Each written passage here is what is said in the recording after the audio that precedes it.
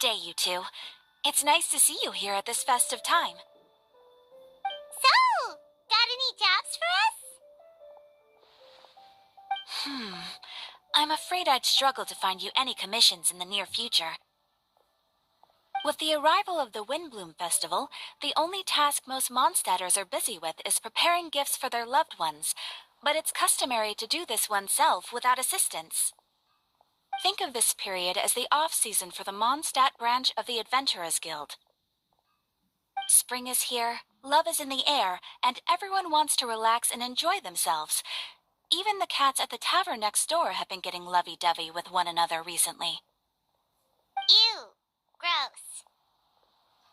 You know that feeling you get when you burst out the doors after a nice nap, hoping to make it to the store before the limited edition drinks sell out, only to get there just in time to see the last 2 glasses snatched away right from under your nose by a couple of pesky lovebirds? That's what this feels like. Perhaps you two could simply take this chance to... Traveler, Paimon, thank goodness I found you. There's something I need your help with. Whoa! Sucrose? Go ahead, Sucrose. We don't have anything else to do right now anyway. Phew. Okay. Here's the situation. I've been appointed as the Windbloom Festival's special ambassador by the Knights of Favonius this year. My task is to do good deeds for people during this festival of gratitude and love. Nice one! So how did they decide who to appoint anyway? They spun an empty bottle donated by Angel's Share inside a circle with all our names on it. Whoever's name the bottle stopped at got chosen. I think so too. But everyone said that it was to make it fair, so everyone had an equal chance to become the special ambassador. The thing is, I'm not great at dealing with people, so I was really daunted by it at first. But I'm still glad that I got this role. Luckily, I came up with a way to spur myself on, which has helped. Have a look. Is that a test tube?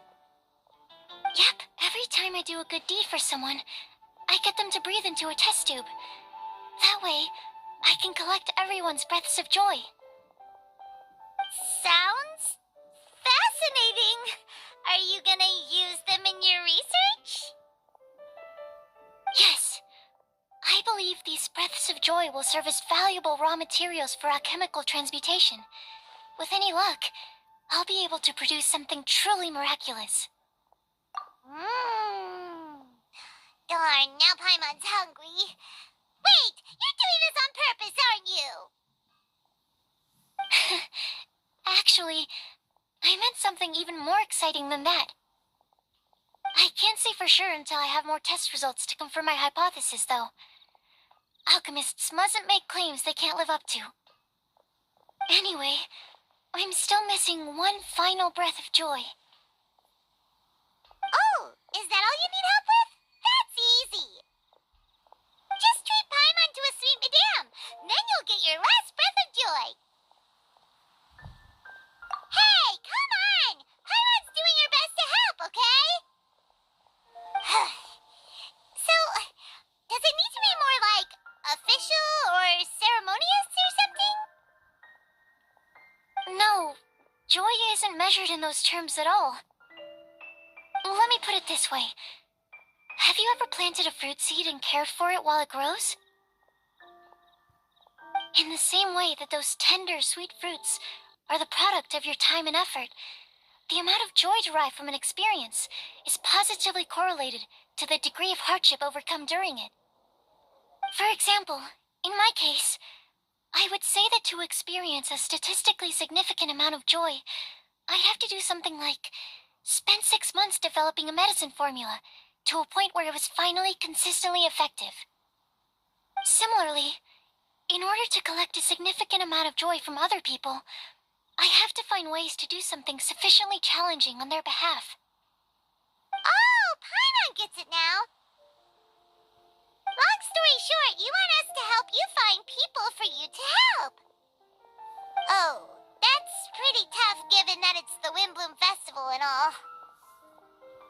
Oh, I figured since you're such experienced travelers, you might have some ideas. But if even you don't know how to approach this... Yes, you're right. Well, if she's in, then Paimon will help too. With the talking, anyway.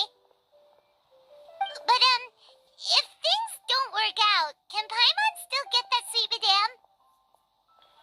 Oh, come on, Traveler. This is a festival of gratitude and love, after all. How could you refuse? Excuse me, Sucrose? Could I borrow you for a second? Package for you. Oh, sure. Be right back.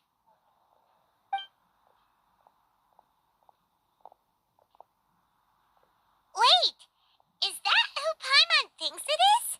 That's Kale, right? When did she arrive at Mondstadt?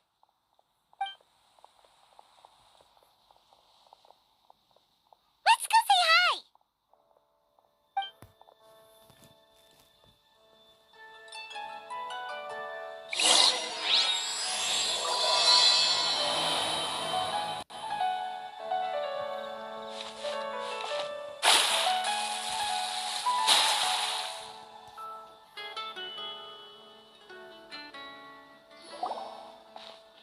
Kale! Hey! Oh, hey you guys. What are the chances? You were staring into space just now. Something the matter?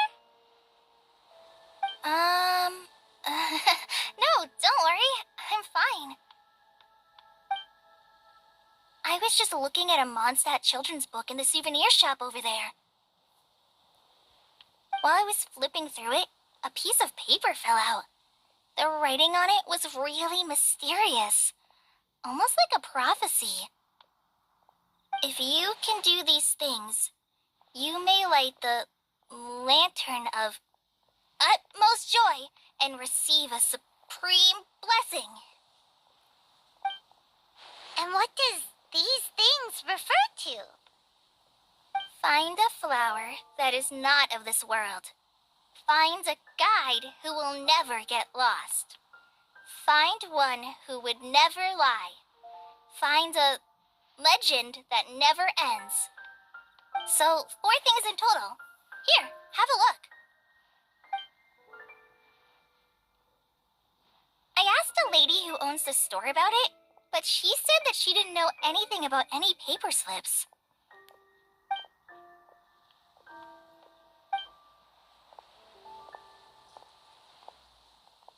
Hi there. Sorry to butt in, but what's the name of that storybook you just mentioned? Oh, it was called The Boar Princess. That is strange.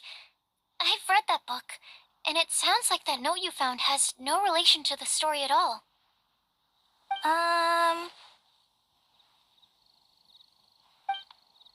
Do you know her? Let Paimon do the honors. Kale, this is Sucrose, an alchemist with the Knights of Favonius. And Sucrose, meet Kale. She's a trainee forest ranger from Sumeru's Avidia Forest. Hello. Hi.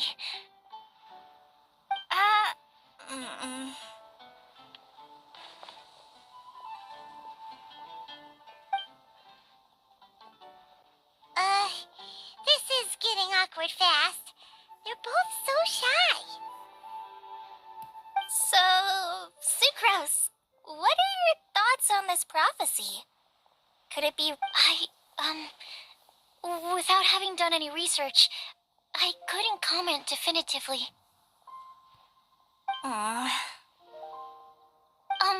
But if you want my subjective opinion, I don't think that it's a nasty prank or anything. The only people who read children's books are those with a childlike wonder and imagination. Or children, of course. I'm sure that whoever put this prophecy there would understand that. Would they really do this just to spread lies and ruin someone's innocence? I can't imagine anyone being so cruel. That's a great take. I love it. Exactly! Who would want to hurt a child's feelings? Okay, so what do you think the blessing is, Sucrose?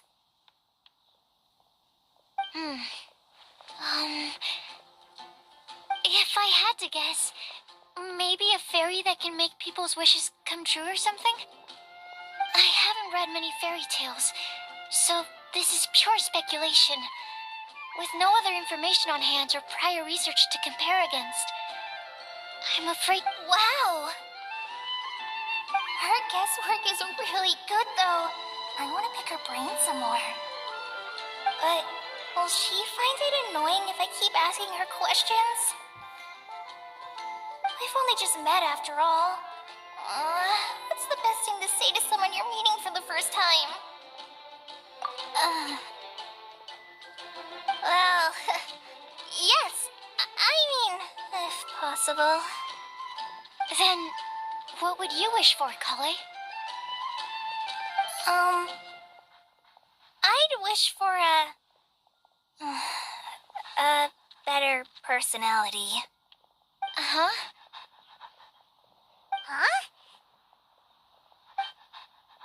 You can't waste it on that! You've got a great personality already! That's very kind of you. But if you know me like I do... Kale! I know that voice! It's...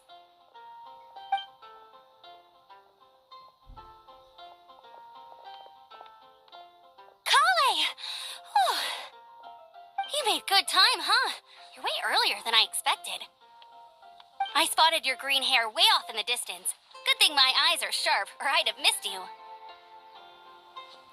Amber! Have you been doing well?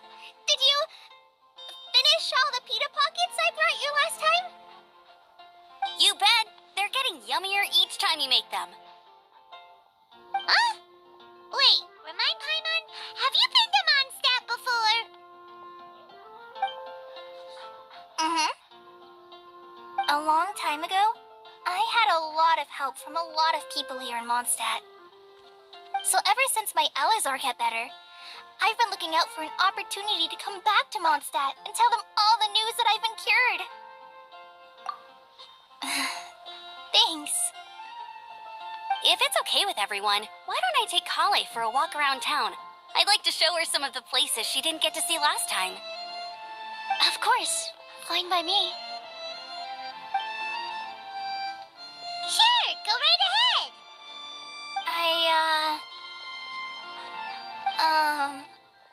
Sorry, Amber. I agreed to meet my traveling companions by the city gate in a few minutes, so I can't go with you just yet. Oh, that's all right. In that case, you guys go rest up, and I'll go see Master Jean to ask for some time off. Oh, okay. Traveler Sucrose, could you look after Kale for now? I'll come get her later and take her out. There's still a whole bunch of people I need to introduce her to. Sure, no problem. Awesome. See you later then.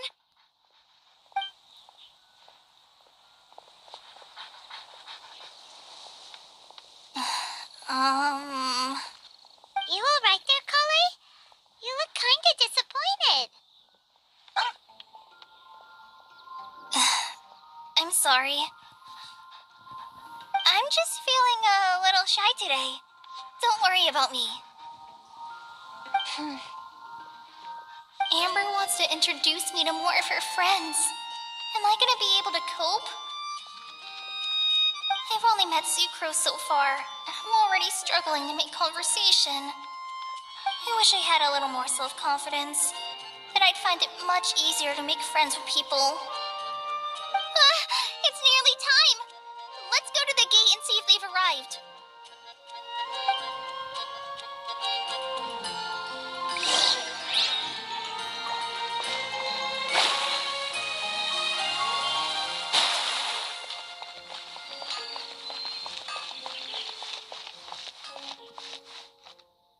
Welcome to Mondstadt. Hope you enjoy the Windbloom Festival.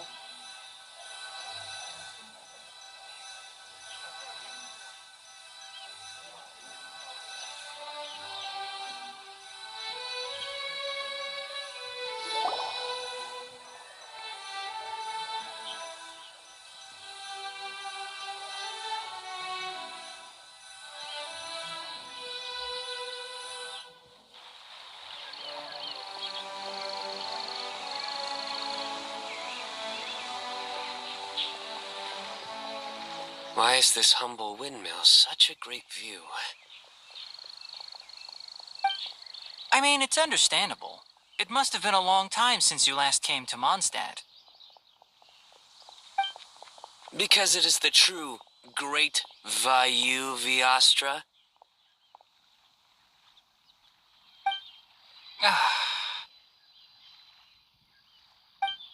Oh, come on. Don't tell me you don't get it. View, Vayu, and also Mahamatra, Vayu Viastra? No? Kainari! Sino! Over here! Whew, am I glad to see you.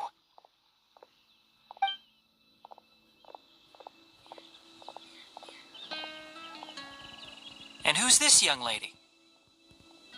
Master, this is Sucrose, an alchemist with the Knights of Favonius. We just met. Sucrose, this is my teacher, Tainari. He's a highly respected forest watcher in Sumeru, and he's also a very famous botanist. Kale's exaggerating. I'm Tainari. Pleased to meet you. So you have a teacher as well. The pleasure is all mine, Tainari, sir. Yep, he's extremely knowledgeable too. And this is General Mahamatra Sino of the Sumeru Academia. He's really famous in Sumeru as well. Greetings. Though if I might say so, we're purely here for personal reasons. You needn't be unduly concerned with our official positions. And Kale, there's no need to use my full title. Sino is fine. Or sir, if you absolutely must. Indeed. We're not here in an official capacity, just to keep Kale company on her vacation. Keep me company? But it was you two that insisted on coming. Kale is very important to us. We felt obliged to ensure her safety on the long, treacherous journey to Mondstadt. But I've been here on my own loads of times before.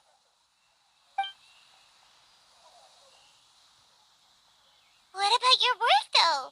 What if something bad happens while the General Mahamatra's away? There should be no issues. I have left my duties in the hands of my subordinates, and two especially reliable helpers. Oh, Sucrose. What were you saying about you having a teacher as well? I was just going to mention that I think we're in a somewhat similar situation. I'm an assistant to Mr. Albedo, Mondstadt's genius alchemist. Oh, please, Sucrose. Genius is an unnecessary epithet. It will serve only to leave an exaggerated impression of me in the minds of our guests. Mr. Albedo, but it is an objective truth.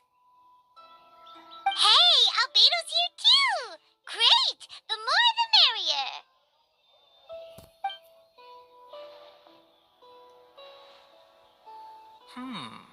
So tell me, Sucrose, since your specialty is bioalchemy, what do you know about the antitoxic properties of the calla lily? Wait! Can we hold off on the nerdy topic for now? Paimon doesn't want to be left out.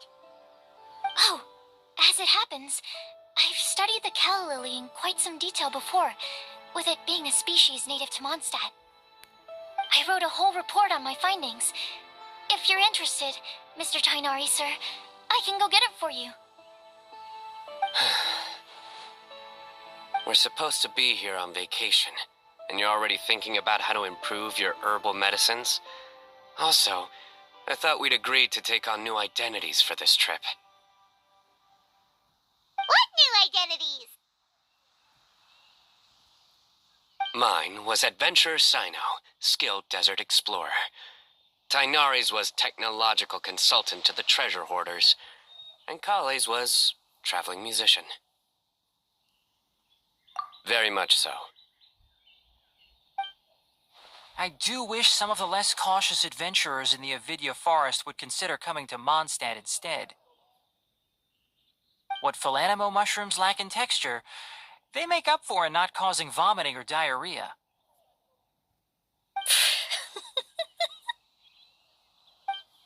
Are you contemplating using some compounds from the calla lily as active ingredients in a targeted antidote?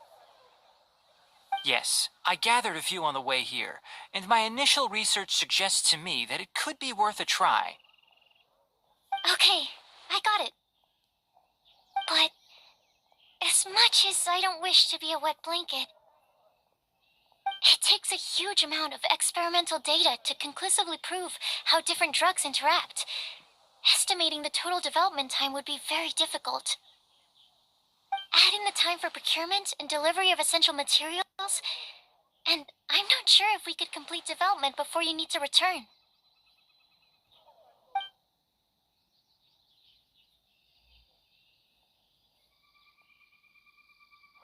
Then please, allow me to help. Mr. Albedo, Apologies for my tardy entrance in the present discussion. I understand you're looking to make an antidote for poisonous fungi, correct? If you happen to have some samples with you, or relevant documentation on hand, perhaps you might give me the chance to review them later. But before that, I invite the three of you to look at this.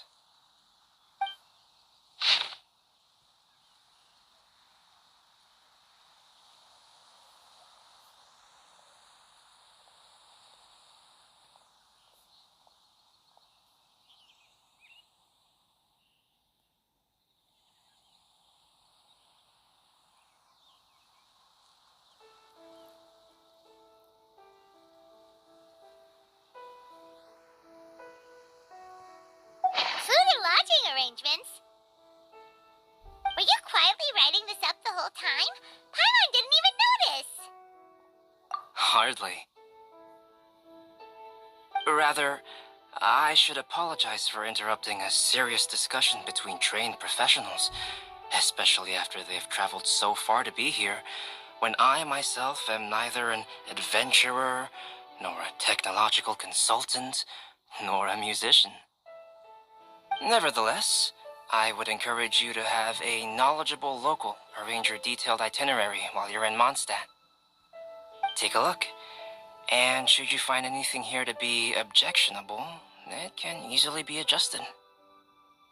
This is too kind of you.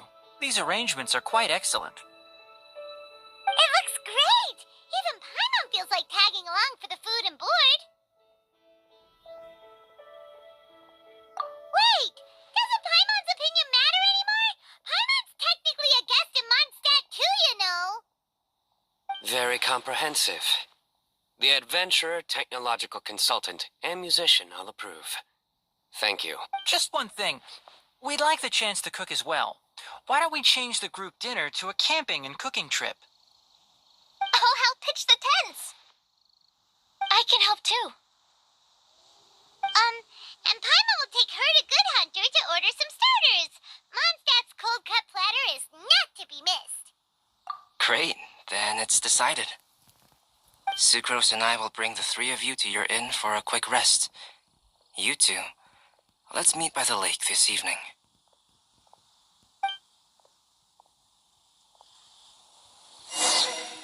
Welcome to Mondstadt. Hope you enjoy the Windbloom Festival.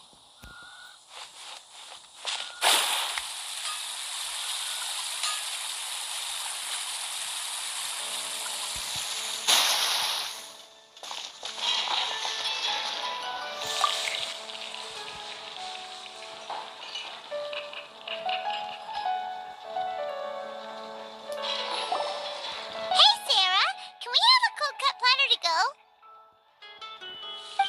Sure, coming right up. Would you like anything else? Do we, want anything else? Yay! So you do remember after all! You're just the best! Paimon will give you the sweet flower from that sweet madame as a windbloom. No need to worry about that! Paimon can make room for good food. All right, just a moment.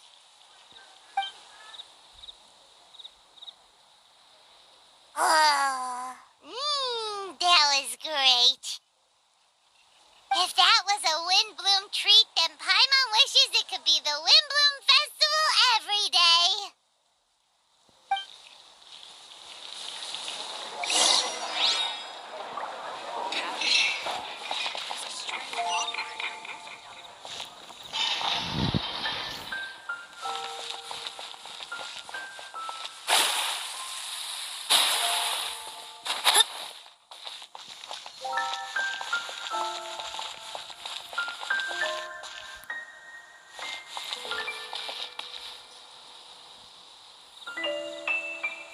Jules from Liyue.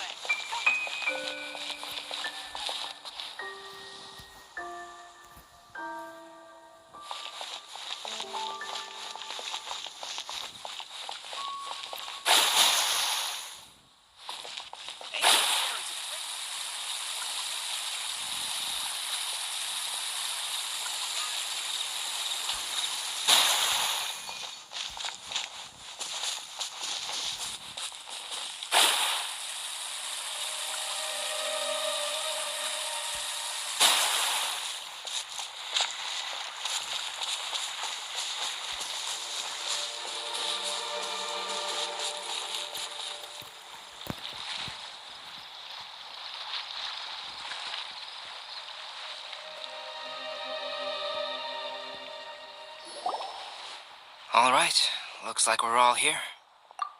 Not at all.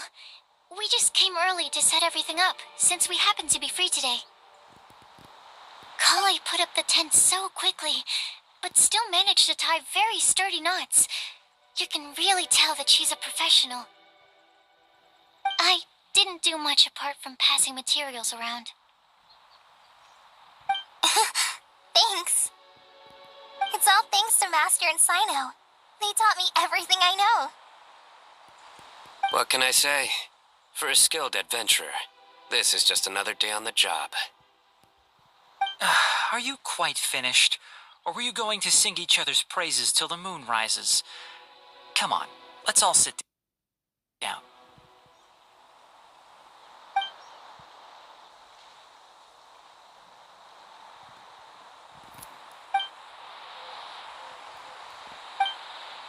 That sunshine sprat was really very good.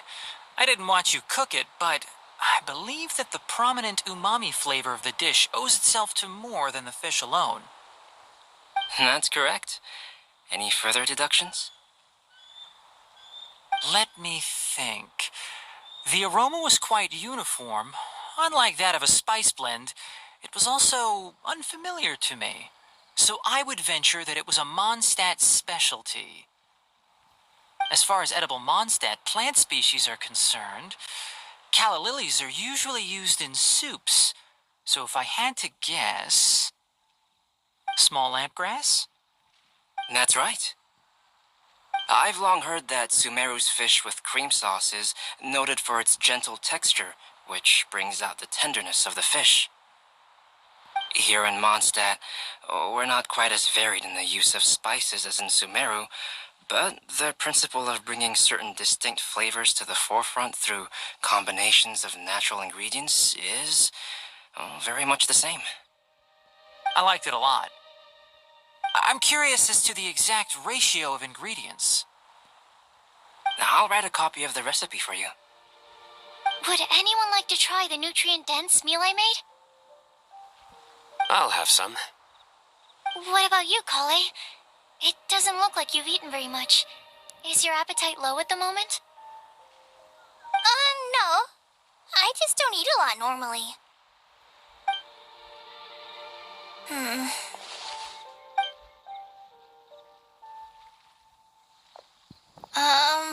Sorry. I didn't mean to make things awkward. Tainari. While we were on the road, we spotted something white, walking on two legs. Was that Which day was this? just after passing through Stonegate?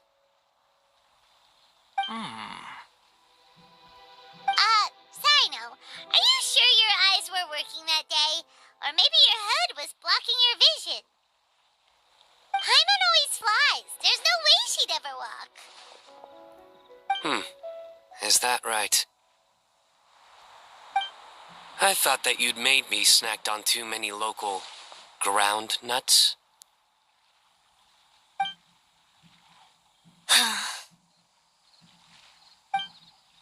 No? Not funny? Ground, you know. As in ground up, but also the ground. Ground nuts make you fall to the ground.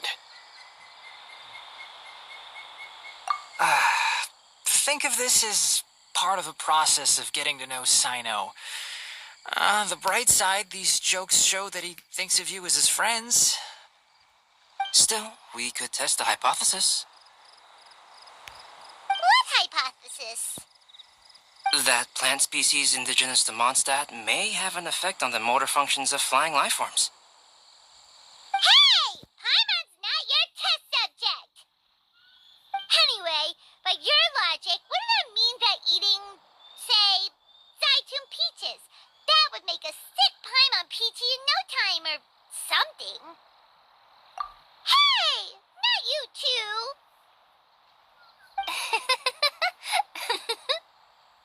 I think the Traveler and Paimon's conversations are more entertaining than Sino's jokes.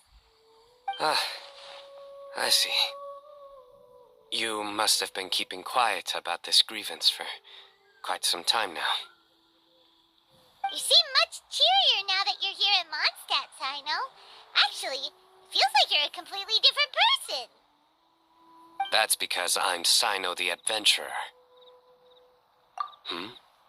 It's not? In fairness, you only saw him in his work mode while you were in Sumeru. He's actually like this most of the time when he's in a good mood. Yep, it's true. Sometimes when he's eating, he'll grumble about how the bowl is too shallow for the amount of food it contains and other random stuff like that. I understand. Then allow me to reintroduce myself. Before, you knew me as General Mahamatra Sino. Now, please see me as Sino the Adventurer. Yeah, so that's another thing he does. He'll keep repeating something he thinks is funny until you stop trying to resist. So you have two different mental states? Almost like different phases of matter. Interesting. I want to learn to do that too. I think in your case, the two states we would end up with would be highly conscientious sucrose and stupefied sucrose. Oh, by the way, was there any reason in particular that you chose Mondstadt as your destination on this occasion? Oh, well, Lisa once told me that the Windbloom Festival is one of Mondstadt's biggest events of the year. I wanted to take this opportunity to give everyone a Windbloom as a token of my heartfelt gratitude for everything they've done to look after me. Plus, it was a good chance for Kale to get out and meet some new people. Kale Lily. What? Kale's Windbloom. Maybe she should call it a Kale Lily. There's also Kale Flower, which would technically make more sense. But somehow, it doesn't sound as nice.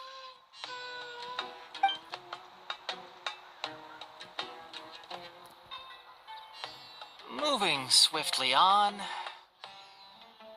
Wow, he just completely ignored the joke and carried on the conversation. Guess sometimes that's the only way forward. Sumeru's been through some major changes recently, and things at work have only just started to calm down. I don't get many opportunities to take a vacation, and this was a chance to join Kale on her trip while also learning a few things about Mondstadt's flora and fauna that I'll be able to pass on to my peers and students on my return. Two birds with one stone. How about you, Sino? I came to ensure Kale's safety. That's just an excuse. Plain and simple. Also, there's the matter of a Genius Invocation TCG custom-made card back. Aha! So you did have an ulterior motive. Have you all played Genius Invocation TCG before? And that is why I am proud to call you my friend. When I first began contemplating getting a new card back, I asked around before eventually deciding to ask the legendary Mr. Calx for guidance. A friend of mine, Sawada, whom I played cards with on occasion, had been to Inazuma for the Irodori festival. He told me that Calx was a Mondstatter, so I should try my luck there. Calx? Isn't that... You mean, he's a friend of yours? I see. So, you came to Mondstadt in search of Calx. No, that is inaccurate. I came here principally to protect Kale. You most certainly did not. Kale's been here on the quiet numerous times, and this is the first time you felt the need to join. Not only me, same applies to you too, doesn't it? If my writer friend were here now, I'm sure he would describe this curious coincidence as having the makings of a good story. It's always a pleasure to meet a fan. Oh, here it comes. Wait, you mean you're Mr. Calx? Having my new friends address me by my pen name feels somewhat unusual. Please, just call me Albedo. Huh. So you're Calx. Sino's been talking about you non-stop recently. He's intent on getting you to design a bespoke card back for him. You didn't have to say all that. I don't usually take private commissions, but I believe that we are friends now, all of us. Our conversations have been deep and interesting, and Sino, your passion for this game is indeed one of a kind. I can see it in your eyes. Obviously. And given that you've come all this way from Sumeru to see me, I'd be quite honored to take this commission. Wow, your teacher's so nice. I feel the same about yours. Well, they definitely have different personalities, but they're similar when it comes to their character. So, how much should I budget for the timeless masterpiece you will produce for me? Surely, timeless masterpiece is something of an overstatement. Any artwork fit to appear on the reverse of my card decks is by definition a timeless masterpiece, even if I do say so myself. Don't mind him. These TCG nutjobs are all like this. I see. So, this has an almost religious significance. Well, for starters, I'd like to hear a few more of your jokes. My jokes? You like them? I do. Really? I didn't see you laughing. Yeah, well, the joke's ability to induce laughter is a separate matter, but I certainly find them fun. If I might interrupt, does anyone else smell something strange? My nutritional meal! Will it be okay? Should we go over and take a look too?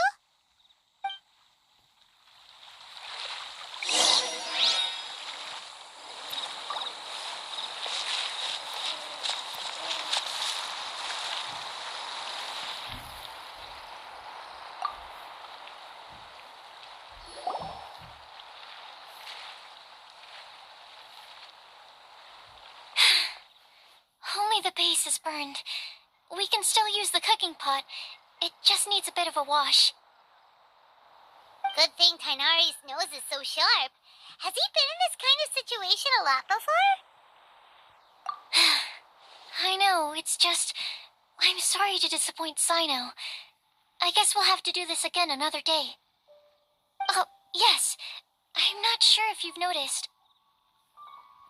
Kali seems a little... depressed.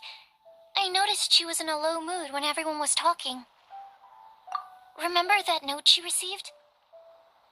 I was just thinking, I want to try solving this riddle and giving Kali the chance to accept the blessing. Oh, yeah! She's someone who needs your help. Exactly. Maybe she'll be willing to breathe into my test tube. But anyway, that can wait. As much as I'd like to make progress in my research, I'd prefer to see her smile. All right, we'll help out too. You will? Then tell me, honestly, do you think that this prophecy is for real too? Uh-huh. Right! Alright, let's meet at the alchemy crafting bench in the city. I've got some thinking to do in the meantime. We're back. Oh, what a shame. You just missed a joke about windmills. Stop, please. I don't need to hear it a 5th time. That bad, huh? Well, now Paimon really wants to hear it for some reason. Didn't you say you want to see the Dragon of the East at some point? When are you going? Tomorrow morning. And you? What are your plans? I'll go into the mountains to have a stroll and collect a few plants as samples. Oh, perhaps I could join you? I'll be looking for inspiration for these card back illustrations. Found you! I knew I was onto something as soon as I saw the fire. Wow, you have really sharp eyes. That's an outrider for you. Uh-oh. Did we break the fire safety rules or something? Actually, you didn't. Strictly speaking, you should have reported your plans first. But since 2 of our very own alchemists are here, I'm happy to look the other way. Yes, introductions. I'm Amber, and this is the Reconnaissance Company Captain Eula, a good friend of mine. Good evening. You are friends of Kale, yes? A pleasure to meet you. Oh, Amber and Eula. The pleasure is ours. I've heard a lot about both of you from Kale. Oh, really? All positive, I hope. You asked that last time, too. Of course it was positive. I'd say. We hear the latest news about you every time you write to Kale. Glad to know we've made a good impression so far. Anyway, we're just here to collect Kale, so don't let us interrupt your chat. Come on, Kale. We're gonna take you to check out a few scenic spots. Okay, great. Still as high energy as always. You know Amber? Yes, we've met. She's Kale's most important friend. And for that, we are also very grateful to her. That's Amber for you. Her outgoing personality means she can make friends with just about anybody. It's getting late, and we still have a lot lined up tomorrow. I suggest we all head back and get some rest.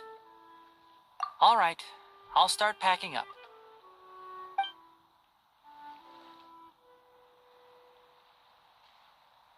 You're gonna get the tone-deaf bard to check out that note, aren't you?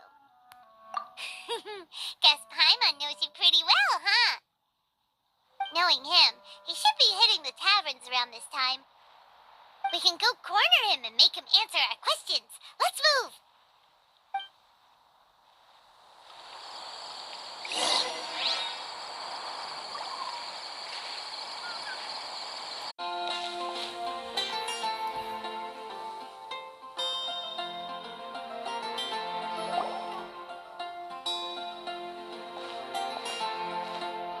Oh, it's been a while.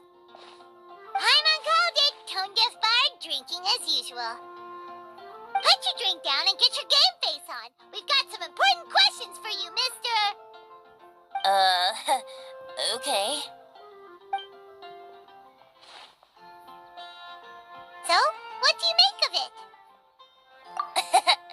Aren't you forgetting something? It's the Windbloom Festival right now. You can't just go around asking people for help so blatantly. Well, if you won't tell us the answer, could you at least tell us if this thing's worth a shot?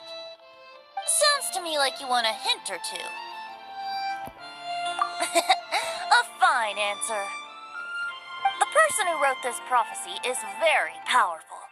If you manage to solve the riddle, good things are sure to happen. Also, I happen to know where this lantern is. Once you've found the 4 things, I'll even write the location down for you. Isn't that generous of me? Whatever. We weren't expecting much from you anyway. You can get back to guzzling wine and blowing wind now. Oh, woe is me. Paimon sees me as nothing more than a drunken wastrel. There are actually a great many things that we bards are required to do. It just happens that enjoying life is the most important one. Once this is over, would you like to join me for a drink? You know, a favor for a favor.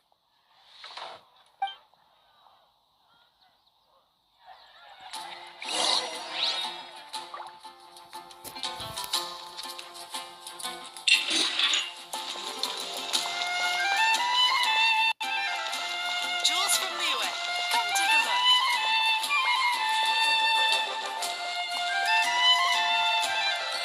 Ancient alchemy truly is fascinating. A flower that is not of this world. Not of this world. Sucrose! We've got some good news and some bad news. Which would you like to hear first? Let's have the bad news first, I guess. Huh? Really? Don't most people usually want to hear the good stuff first? Oh, alright then. Basically, we went to Windrise to divine the breeze. The wind said that the prophecy is real and that your idea is a really good one. That doesn't sound like bad news. So what's the real bad news then? Paimon ate the bad news!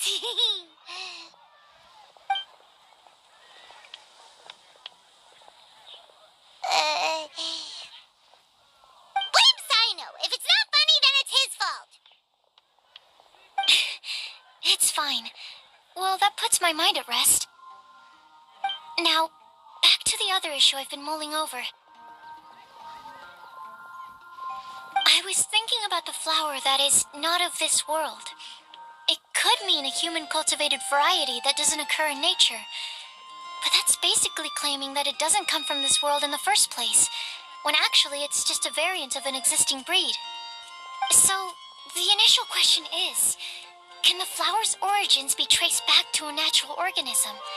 If so, it cannot be correctly described as not of this world.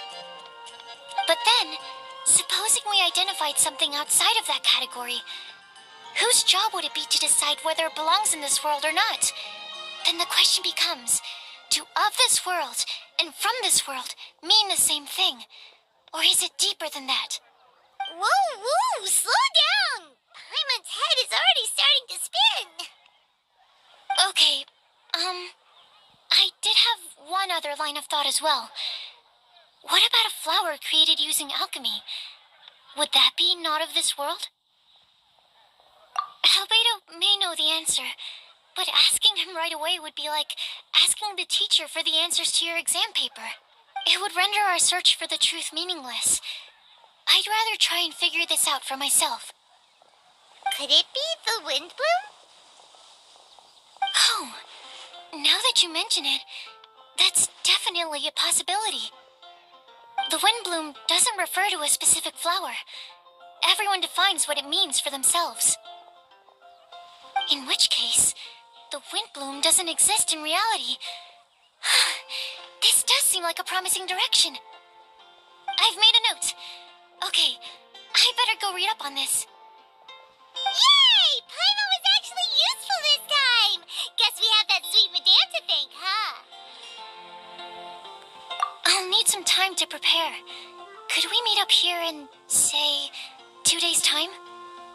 Sure thing! In the meantime, we'll also think about the other 3 riddles in the prophecy. But, since we're really going for this now, shouldn't we say something to Kale about it? I originally wanted to leave it as a surprise for her, and I also didn't want to get her hopes up over nothing. But you're right, Paimon. I'll need to be careful how I word it. But I'll try to find some time over the next couple days to mention it to her. All right. Thanks so much.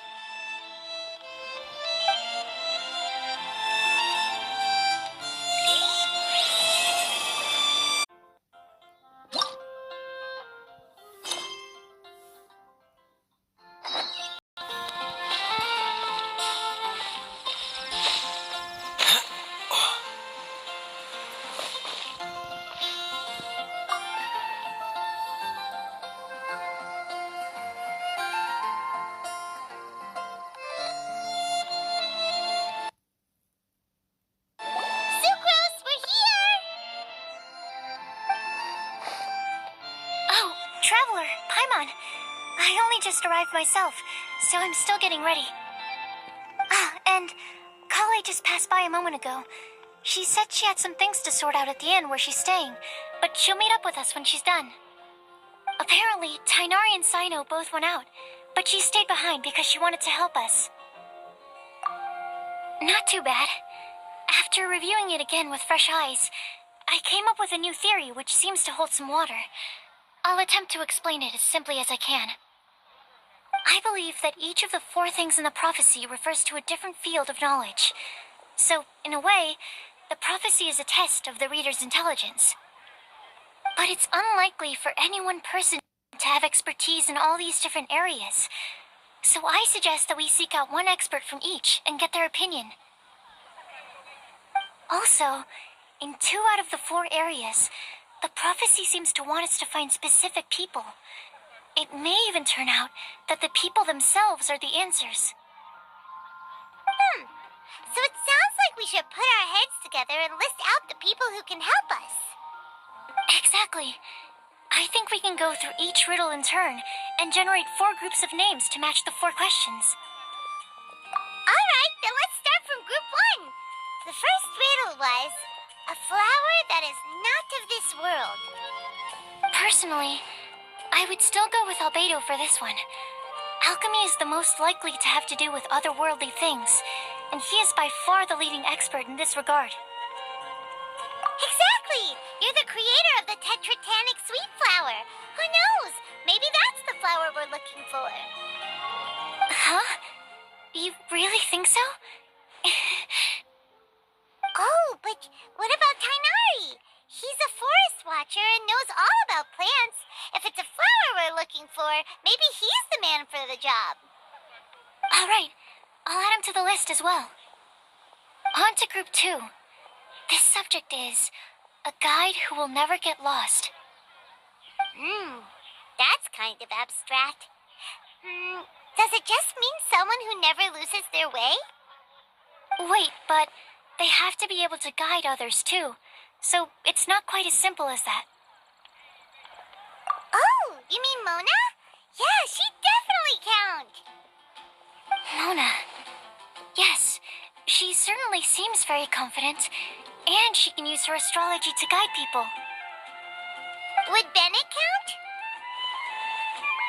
Well, his luck's so bad that as long as you go in the opposite direction from him, you'll always be going the right way, right?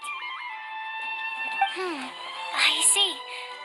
I suppose I can't argue with that logic. Add him to the list.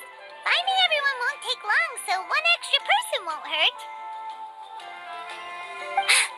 I know. Would Outrider Amber be a valid candidate for this category as well? Yeah, she would! She's got a great sense of direction after all. As a matter of fact, when the Traveler and Paimon first came to Mondstadt, she was actually the one who gave us directions. Yes, she's certainly a good guide. Is there anyone else? Let me think. Yes, I believe there may be one more. Albedo once made a set of equipment for Mika from the reconnaissance company. He's their surveyor and an exceptional pathfinder. He's even instructed others in the discipline of surveying before. So, in my view, he's highly unlikely to lose his way, and would be very good at helping others find theirs. Cool! Another one for our list! Wait, Kale should have been here by now. Wonder what's taking her so long. Sorry, could we continue our chat somewhere else? Oh, you wanna go see how she's doing, right? Sure, let's all go.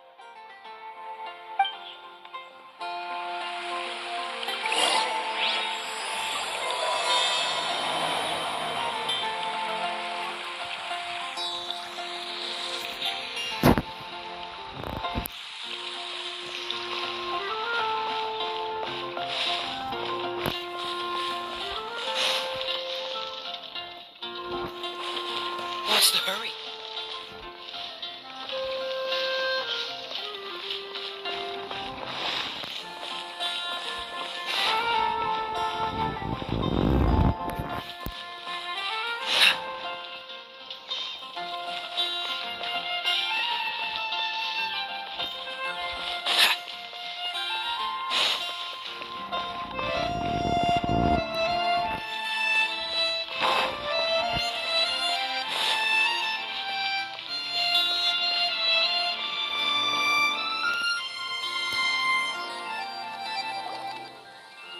Hi, Kale.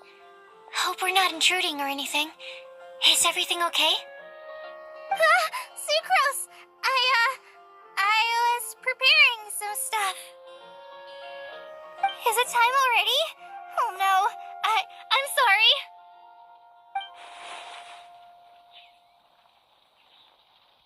Don't worry. The Traveler and I only just met up. We were just worried that you might get lost along the way, so we thought that we'd come get you. Thank you. I'm ready to join you now.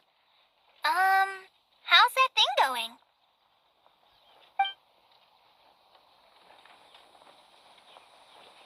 So let's pick up where we left off. Next up is the third line. One who would never lie. Anyone spring to mind? You really think so? Seems like it would be pretty difficult for someone in his position to avoid having to lie.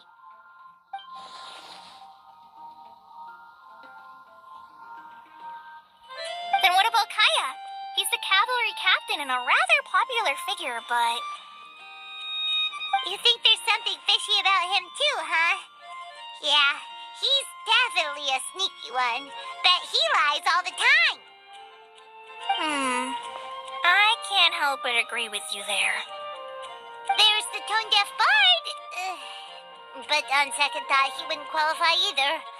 He talks way too much nonsense. Acting Grandmaster Jean? She has a good name in that regard, but from what I know, she sometimes covers up the truth out of concern for those around her. For example, when Lisa loses track of time in the library and misses her patrol shift, Jean will come up with some excuse, like Lisa's ill today.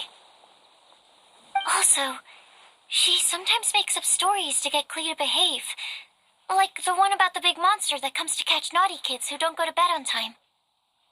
Do you White lies are still lies, but do we really have to reject her because of some harmless fibs? It's not like she had evil intentions. No, we're the ones being strict.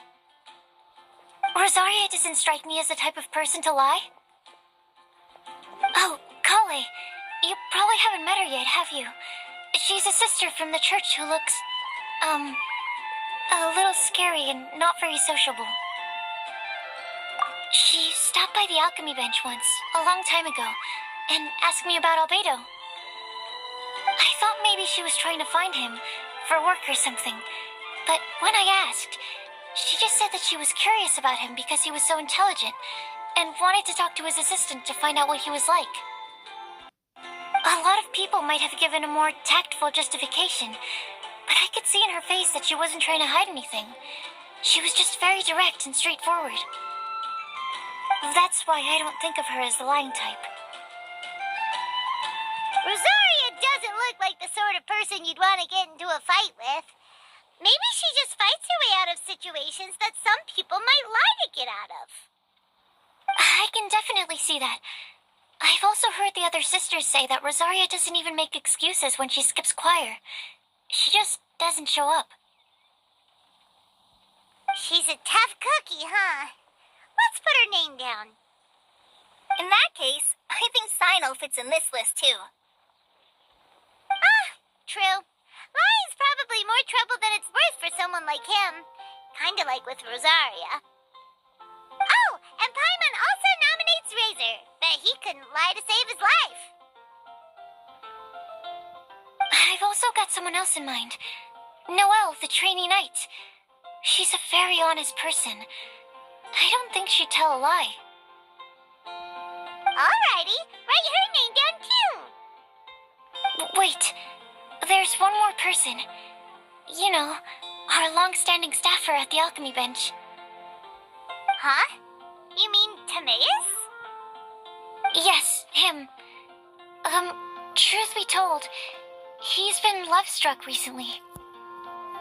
He swore that he wouldn't say a dishonest word or slack off until he succeeds in getting the woman he loves. Timaeus has a crush? Yes, that's right. Well, who is it? Do you know her? I've never met her. All I know is that she's from Liyue. Timaeus says that she's fun, has a great personality, and is very, very good looking. Since we're on the topic, helping Timaeus win the lady of his dreams was also one of my goals for this Windbloom Festival. But how can we help with that? I don't know. Make sure he uses nice paper and a fancy envelope when he sends letters to her. Help him pick a nice gift and wrap it properly. That sort of thing. Yeah. I had the same situation once in the Avidia Forest. I helped another forest ranger out by delivering a love letter to the coworker she likes. Yep, that sort of thing exactly. Oh, also, I helped him with some of the groundwork for one of his research projects. He must have appreciated it, because he gave me a refrigeration device that he's been developing as a thank you gift. Is it any good? I mean, it looks nice. Sounds like a no. Alright, guess we'll put Loverboy down on the list then.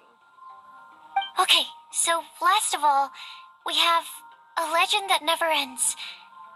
Anyone come to mind for this particular line? Lisa, perhaps? A librarian understands books best, and aren't most legends written down somewhere? When I think about legends, fairy tales and picture books come to mind. Maybe Kale. She read a lot of fairy tales when Tainari was teaching her to read. Oh, Do I count? of course you do. I'll put you on the list. I prefer to read things like an illustrated analysis of alchemical substances and their uses, the fascinating principles of crafting, and hypotheses of life. Point taken. Paimon didn't quite understand any of those. Klee might be a good choice. Her mother, Alice, is a renowned traveling author, so I'll bet she's been exposed to all sorts of myths and legends. Alright then, Klee makes the short list. Well, that should just about do it. Next up, we should go and ask the people on the list about the prophecy. Do we have to ask absolutely everyone on the list? It seems like a lot of people. It is. So, I was thinking that perhaps we should split up. That might make our search more effective. Okie dokie. Also, I thought of a method of gathering feedback.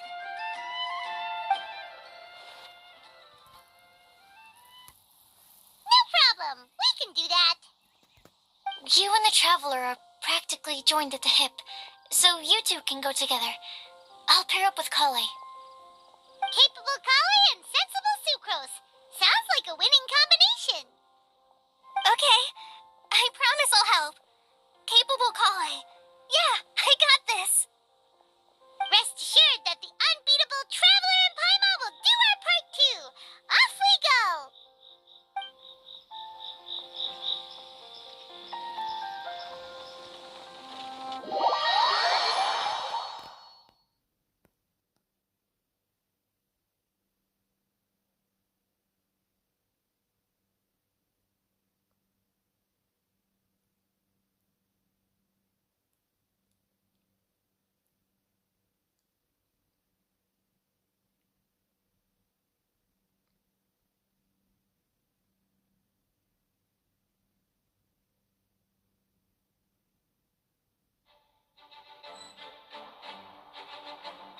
on starting from the person with the most defined stronghold.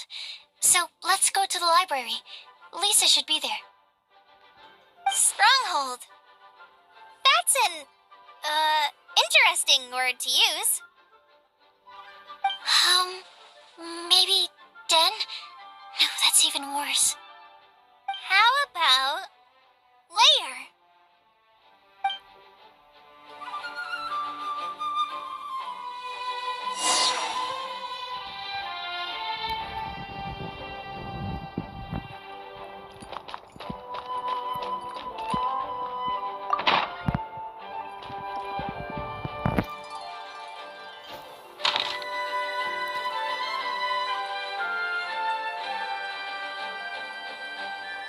Here we are, Lisa's lair. Oh no, that was a bad word choice. Now Sucrose is using it. It's all my fault. Lisa, might I ask if... Huh?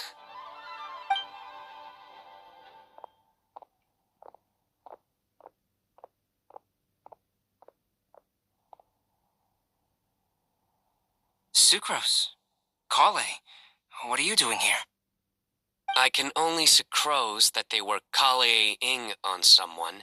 At least that's as far as I know. Oh, please, just stop it with these puns. I beg you. Are you trying to win worldwide fame for unfunny jokes? Is Lisa not here at the moment? Surprising, isn't it? She went out. I'm afraid it's just us here looking for information. Except me. I'm not here for information.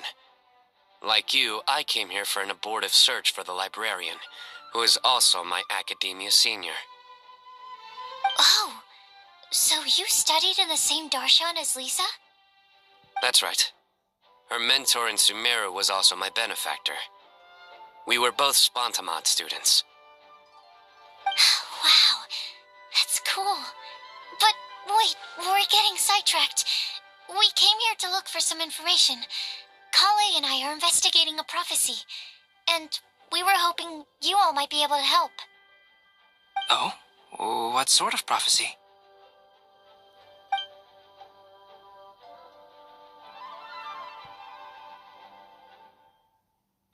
I see. You want to ask them about the flower that is not of this world, and me about the one who would never lie. But there's no rush. You don't need to answer right away. We're just here to tell you about the situation. You can take your time to think it over and submit any thoughts you have in written form to the Sucrose mailbox. The Sucrose mailbox? Yep. I was thinking about it on the way. And although they seem like trick questions, there's a lot to mull over once you get down to the details. A quick answer off the top of your head might not go into enough depth. So, I decided to place a mailbox next to the alchemy crafting table. Everyone can submit their written answers there when they're ready. We don't have to call it the Sucrose mailbox, though. It could just as well be called the Sucrose and Kale mailbox. Or even the Sucrose, Kale, Traveler, and Paimon mailbox. I think in this case, we can just go with your quick answer off the top of your head. Sounds like a good solution. Certainly more reliable than verbal discussion alone. Agreed. Certainly when it comes to discerning whether someone is a liar or not, you cannot simply take them at their word. Understood. Once we've had a look into it, we'll place our replies into your mailbox. Thank you all so much. Okay, let's tick them off the list and carry on working our way down. Already done.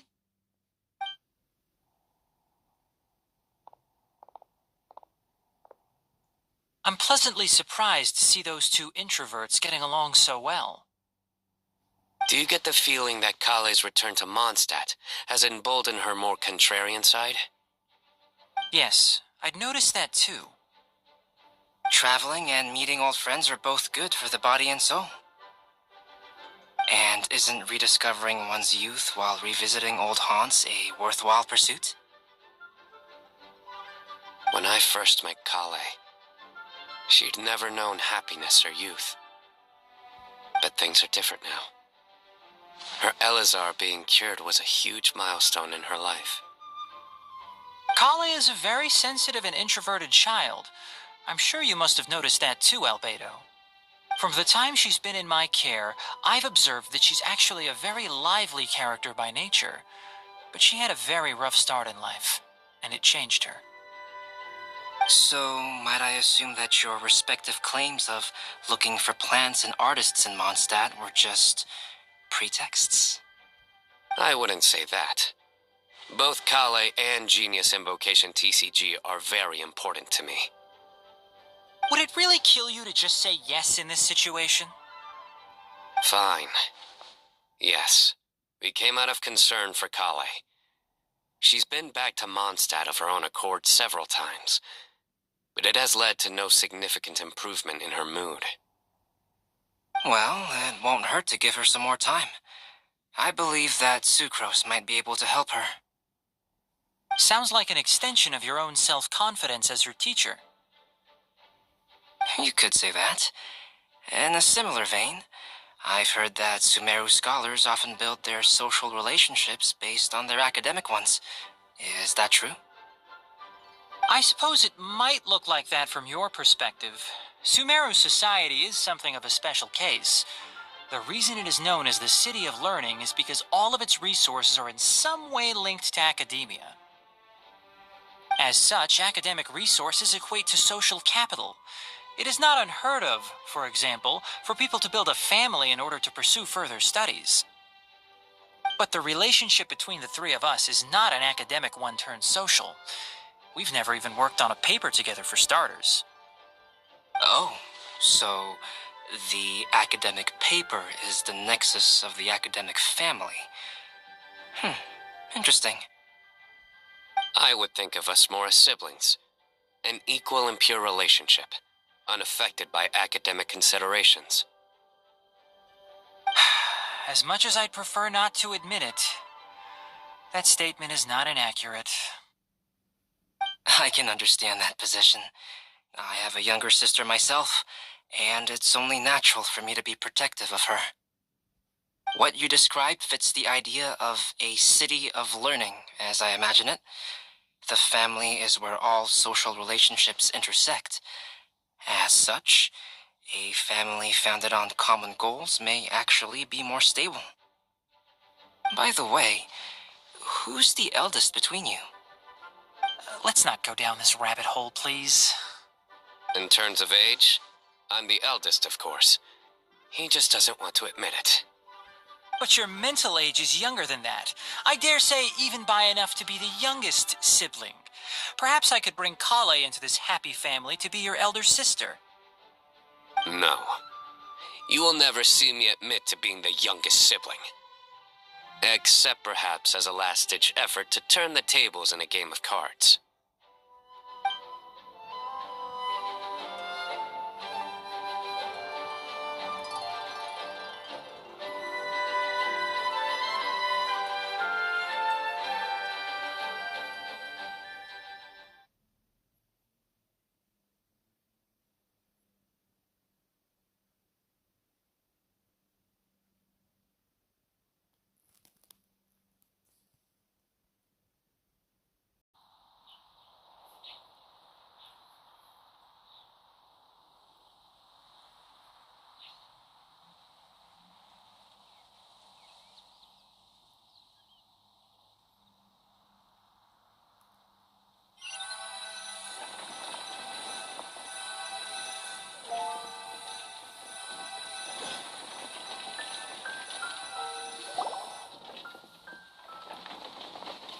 Guess we'll leave Kale and Sucrose to it. Fingers crossed all goes well for them. Now then, where should we go first? Let's try our luck at the bulletin board, shall we? A lot of people tend to show up there at some point in the day. Maybe we'll get lucky.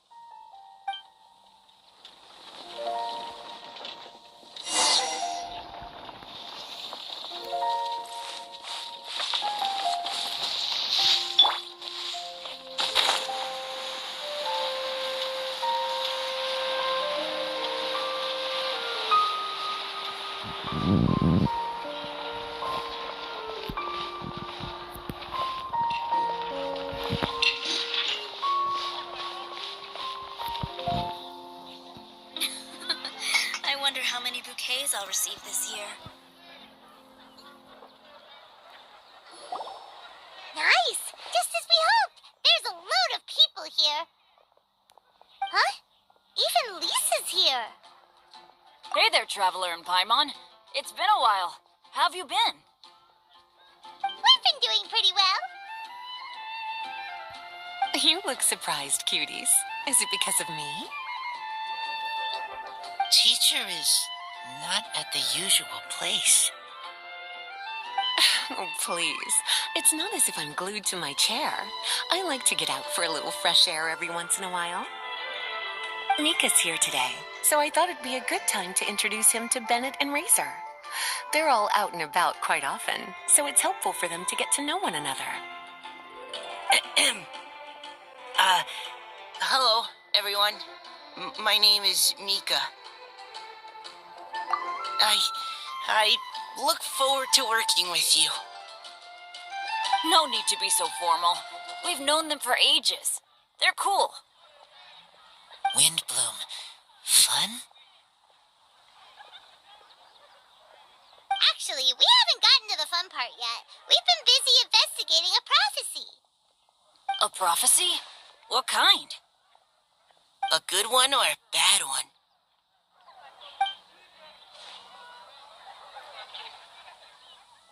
Gosh, that all sounds quite fascinating. I can't believe I made it onto your list of names. You really think I'll be able to help? Believe in yourself. Right. Believe in yourself.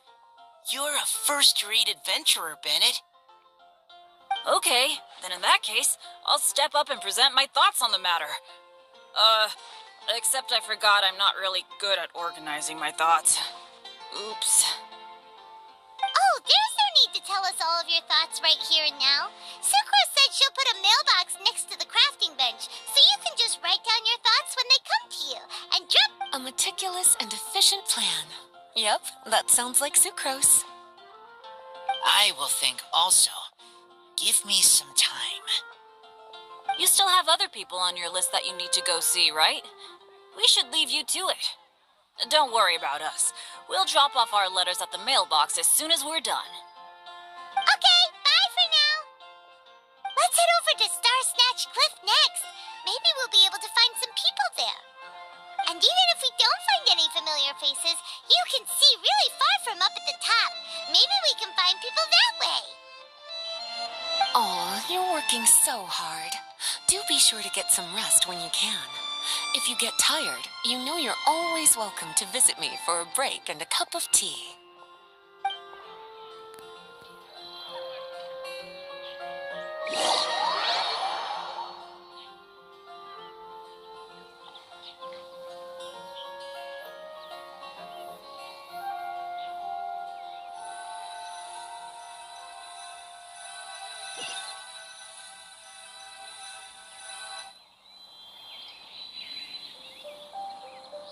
Where to next? Let me check my notes. Huh, this way. Got it. Kale, please follow me.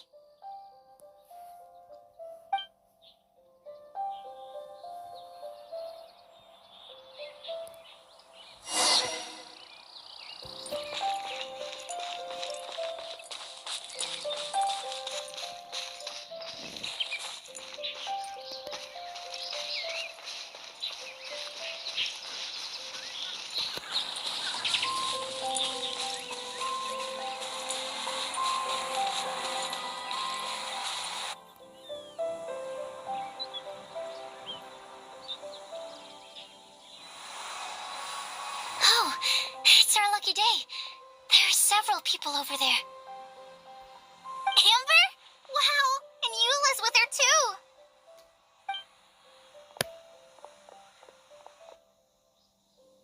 Hmm? Oh, it's Sucrose! And Klee also spies the girl with the long scarf. Kale, we were just talking about you. Ah, right. I don't think you've been introduced to Noelle before.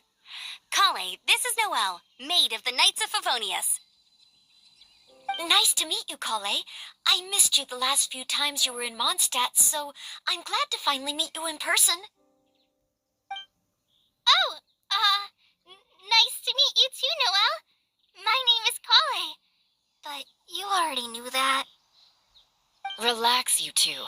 There's no need to be so courteous. We're not on some kind of diplomatic mission here. Klee, what are you doing here? Are you planning to blast some fish? Nope. Klee's on patrol with the other knights. Huh. Now that you mention it, it looks like everyone here is a Knight of Favonius except for Kale and me. I'd heard that there was a very young knight in the ranks, but it's still a surprise to see with my own eyes. Kale, what do you do? I'm a trainee forest ranger in the Avidia Forest. Trainee? It means I'm not officially a fully qualified forest watcher yet. I'm still learning. Oh, you're just like me. I'm still working towards becoming a fully qualified knight. Technically, though the distinction is hardly relevant right now. This isn't a very formal patrol. We're just chatting. Don't panic, Kale. Just pick a topic and join the conversation. Don't panic. Whenever you do, don't panic. It's just Amber and her friends. There's no need to be nervous. Let me guess. Were you chatting about the new guests in town? Yep. A few folks from Sumeru have come to visit, so we're brainstorming a few nice surprises for them. Amber! Sorry, At least I didn't say anything about what the surprises are. Oh no. How am I supposed to join this conversation now? What do I say to that? Speaking of nice surprises, we've actually had a fairly big one recently. What kind of surprise? Tell me! Tell me! I'm saved. Secros has given me a lead-in.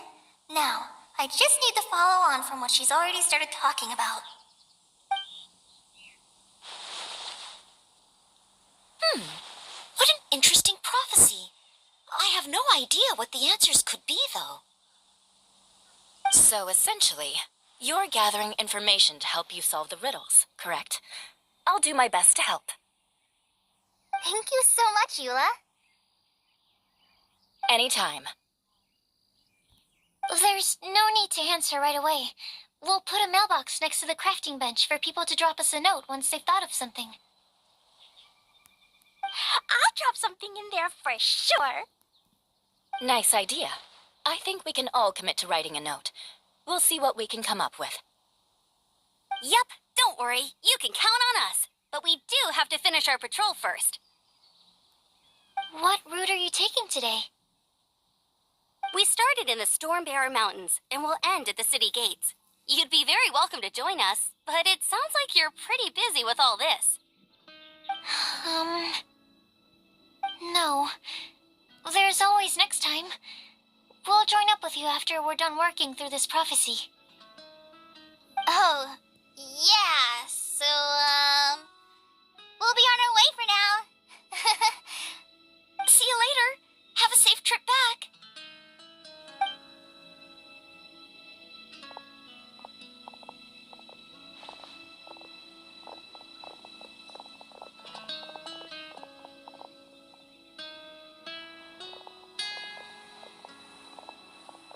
Are you okay, Kale? Was it that obvious? No, not at all. It just looked like you had something on your mind. So that means it was obvious. Whatever's bothering you, you can talk to me about it if you want. I'm happy to help. Thanks, Sucrose. Well, the truth is, I don't really know how to act around Amber and the others. Really? I thought you two were good friends. We are. Amber's a really important friend to me. I don't know. I guess if I'm being completely honest, the problem's probably with me. The first time I came to Mondstadt, I was really immature. I didn't want to let people in, and I was generally pretty awful to everyone. Amber was the one person who didn't give up on me, and if it wasn't for her persistence, I wouldn't have found a friend at all. Without Amber, I might not even be here today. And because of that, I really look up to her. I think of her as my role model, and hoped that maybe one day I could learn to be like her. But after trying and failing for several years, I think I finally realized I'm no Amber, and I never will be. Looking back, it seems silly that I ever thought like that. We're nothing alike at all. My personality's so weird. I always get so anxious and I overthink everything. Aw, Kale, don't say that.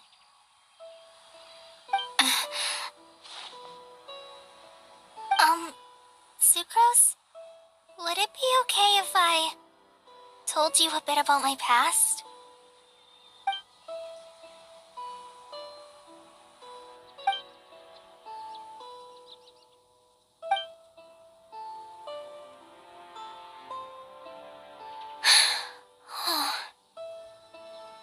I already knew bits and pieces about her, but still, why did she have to go through all that?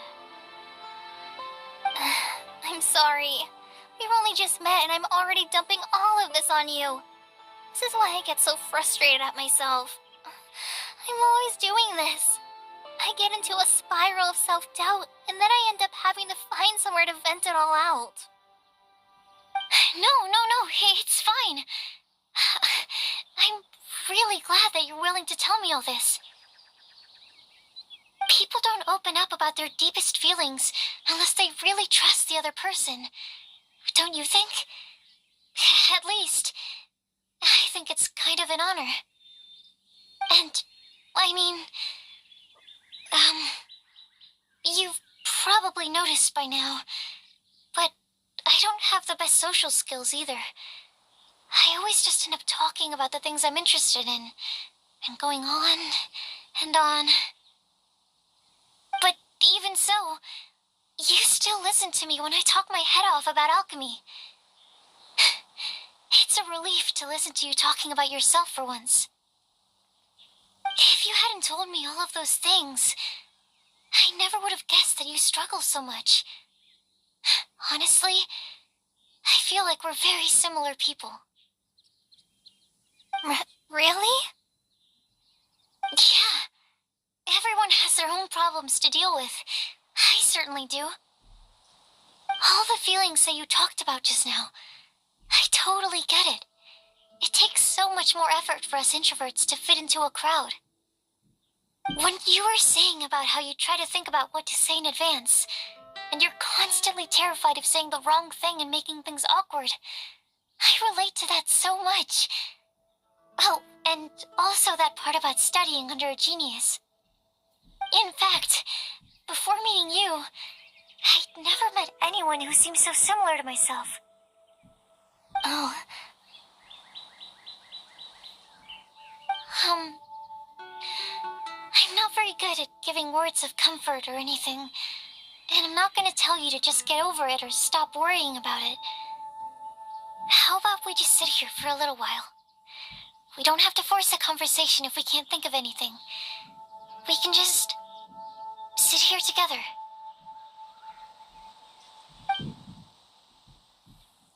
Sucrose has stopped talking, but for some reason, this doesn't feel awkward at all. Maybe she's right, and we're more similar than I realized. In Sumeru, I always like to find a quiet place to just sit and watch the scenery, but it's always by myself. I never thought there'd be a day when I could do this with someone else by my side. Mondstadt's breeze is so gentle and soft. Hey, Kale. See that cloud over there? Doesn't it look like one of my test tubes? I don't think so. Sorry. Then maybe we're not quite on the same wavelength on everything. At least, not when it comes to looking at clouds in the sky. Thank you, Sucrose. I feel much better after talking to you. Yeah, it helps a lot, doesn't it? I also vent to my flasks sometimes. The next time we get the chance, I have to show you my Tetratanic Sweet Flower and my Tetratanic Windbloom. Your Tetra... what? Two of my favorite things I've made. They're really cool. I think you might like them. Oh, okay. Yeah, you'll definitely have to show them to me sometime. I brought some crackers with me. You want one? There's cheese flavor or tomato flavor. Sure. I'll try the cheese one.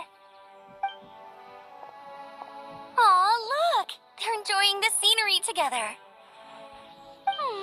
Shall we go play with them? No, it's fine. Let them sit for a while. We're not what Colleen needs right now. She needs a new friend. Someone different who's never met her before. I don't get it. Is there a difference? There is. You'll understand once you're a little older, Klee. People can draw different kinds of strength from different kinds of friends. And right now, Colleen needs someone that's just not the same old me.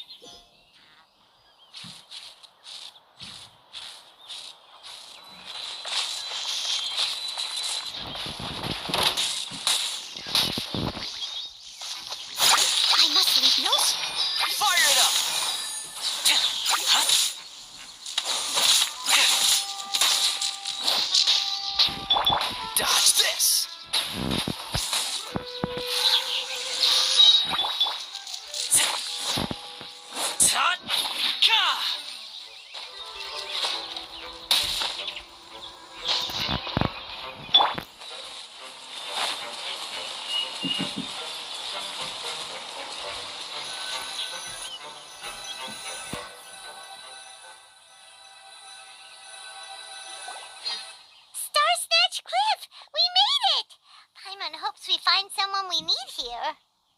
Help! Oh, I beg you, please don't let go. Who's that yelling? Let's hurry and take a look.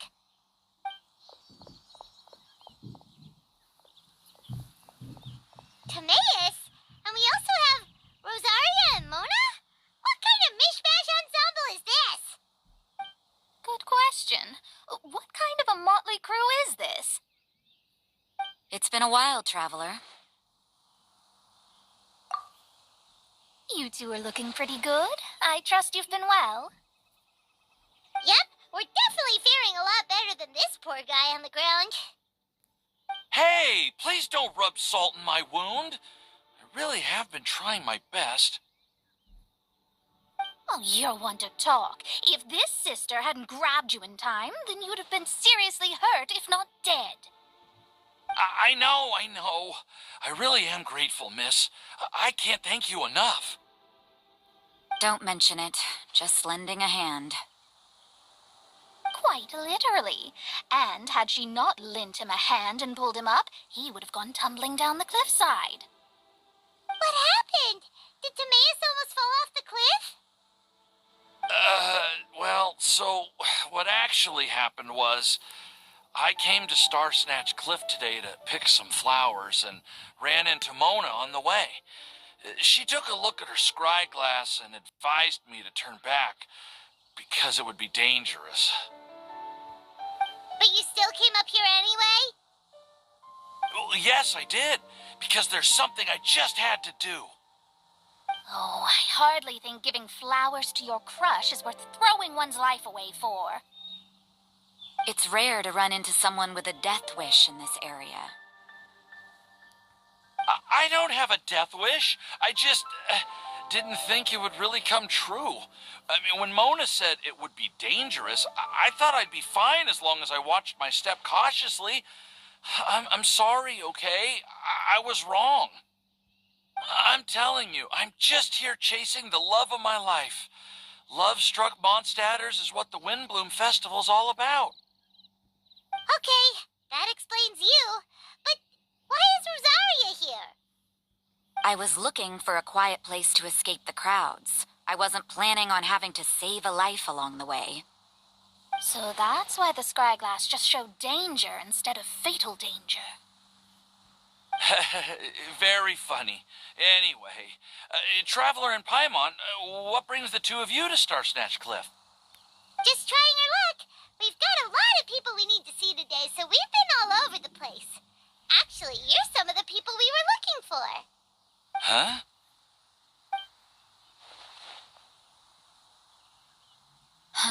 I see. So, all we'll need to do is find some clues, make a note, and drop it off at the mailbox? I can't believe there's a prophecy like this, let alone that I have a part to play in it. Oh, I guess this means everyone will find out about my crush now. I came here because I wanted to give some Cecilias to the girl I love. They'll really suit her. She's... No one asked. Please, do not subject us to your gushing about your girlfriend. You saw right through me. You said you need clues, right?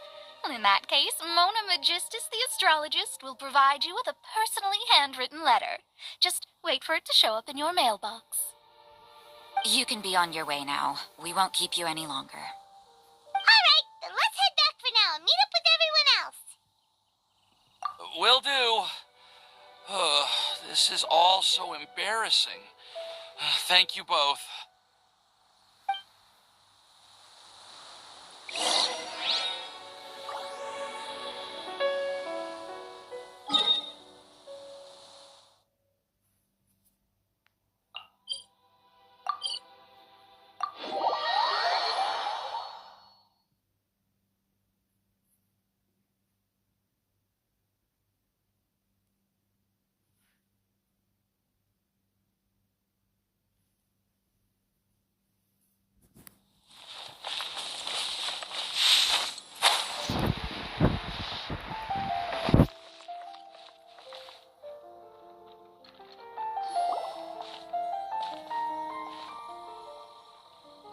We're back! Oh, but it looks like you two beat us. Welcome back. Did everything go well? Yep, we managed to find and talk to everybody. We got back a little early, so we took some time just now to put the mailbox together. We got really lucky today. The vendors were feeling super generous, so we didn't even need to pay for the materials. It's just a shame that Kale got a splinter. Don't worry about me. I'm used to working in the rainforest. I get splinters all the time. We've already wrapped up everything on our to-do list for today. So, all we need to do now is wait for everyone's letters to arrive. Traveler, Paimon, why don't you get some rest while I keep an eye on the mailbox? You're definitely your master's student, Sucrose. As long as you or Albedo are around, Paimon can relax and know that everything's taken care of. Stop. You're embarrassing me. Wait. Actually, there's one thing that still needs taking care of. Paimon's starving. Hey, Traveler, you want to get dinner? Your treat. I'll go with Sucrose to return the leftover materials to the vendors. You two, go get a proper meal. We can't have anyone going hungry. Yeah, now would be a good time for a break. Once everything is ready, let's meet up here again and collate all the information we've gathered. Sounds like a plan.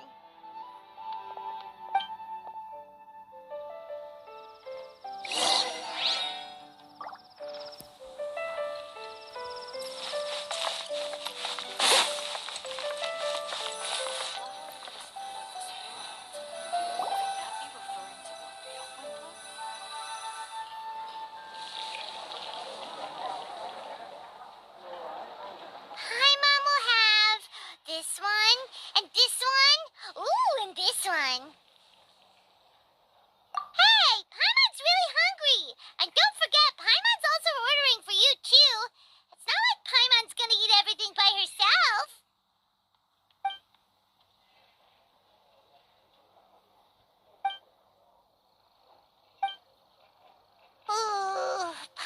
is super full.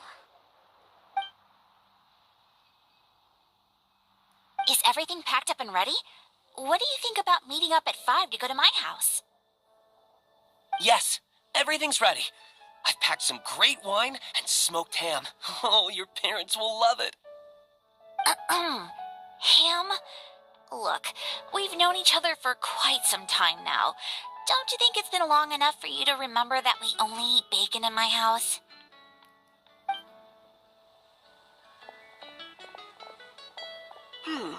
I must remember to get some milk today on my way home. Please, feel free to pay a visit to Cat's Tail anytime. Enjoying the scenery? Oh, Tone Deaf Bard! Are you here for some food as well? Oh, I can put something on your tab? Well, that's a pity. I already had a few drinks before coming here. I shall take you up on your kind offer another day. There should be no shortage of opportunities in the future. Anywho, you should be getting ready to thank me. I come bearing good news. Hmm? What kind of good news? Behold!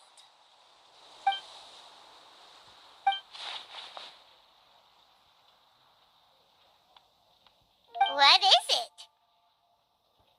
It's what you need the most right now. The answer to the prophetic puzzle. Simply head to the location marked on the map and you'll find the lantern you've been looking for. However, if I were you, I wouldn't just go and reveal the secret right away. As you've seen, a lot of people have been laboring hard to uncover the answer. A secret is like a well-aged brew. The aroma from the bottle is sweetest when revealed in the company of friends. Then it's settled. I'll leave you to your business for now. Feel free to find me for a chat again once you're done working through the prophecy.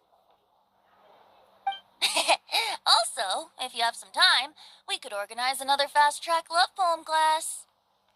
Oh, you're starting that up again? I sure am. Nobody else has signed up this year, though, so the duty to learn falls on you. Anyway, see you later.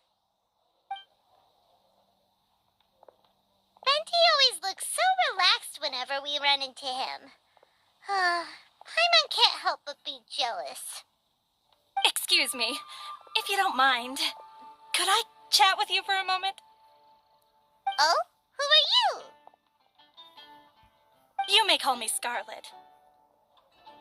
Just like you, I'm a traveler visiting Mondstadt from another land. Mind if I buy you a drink? Leaving the door open for another time, I see. I can tell that you've dealt with a lot of people during your travels. You can tell? Well, we are very experienced adventurers after all. I can. That's why I tried to strike up a conversation with you in the first place. I was on my way to go shopping earlier when I overheard your conversation next to the crafting bench. From what I could gather, you are trying to investigate a bizarre prophecy? Yep, bizarre is definitely the word. Don't you think it sounds just like the kind of story that would happen in Mondstadt? Anyway, that's why I wanted to ask you a favor. If and when you manage to unravel the answer to the prophecy, could you let me know what it is? Not so much the prophecy itself, but Mondstadt as a nation. That's what I'm interested in. I was born in a distant land, but I have family and friends who once lived in Mondstadt for a long time.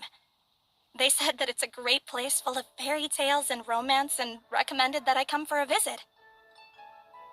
As it happens, someone I know has an anniversary coming up soon, so I figured this would be a good time to come here and see all the sights that she once saw. What do you think about Mondstadt so far? It certainly lives up to its name as the city of romance and freedom. We think so too. So, about the prophecy. Thank you. You're very friendly. It's been a real pleasure to meet you. I'll leave it to you then. Hope you continue to enjoy the city and have a wonderful day.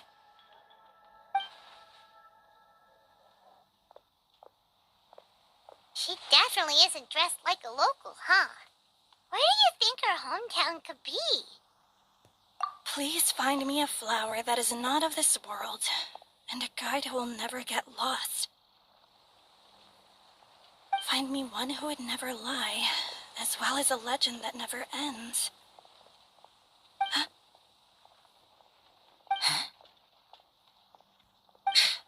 I never thought I'd have someone secretly following me, even in a free city like Mondstadt. Good day to you, miss.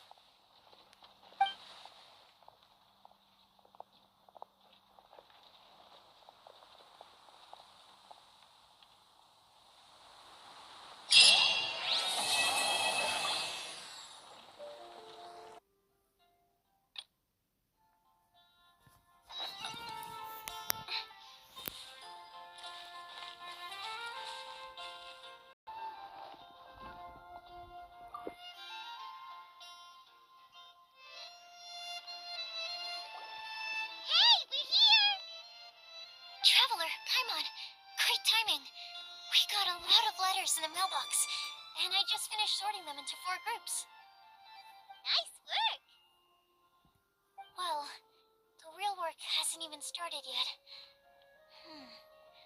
Which batch of letters should we read through first?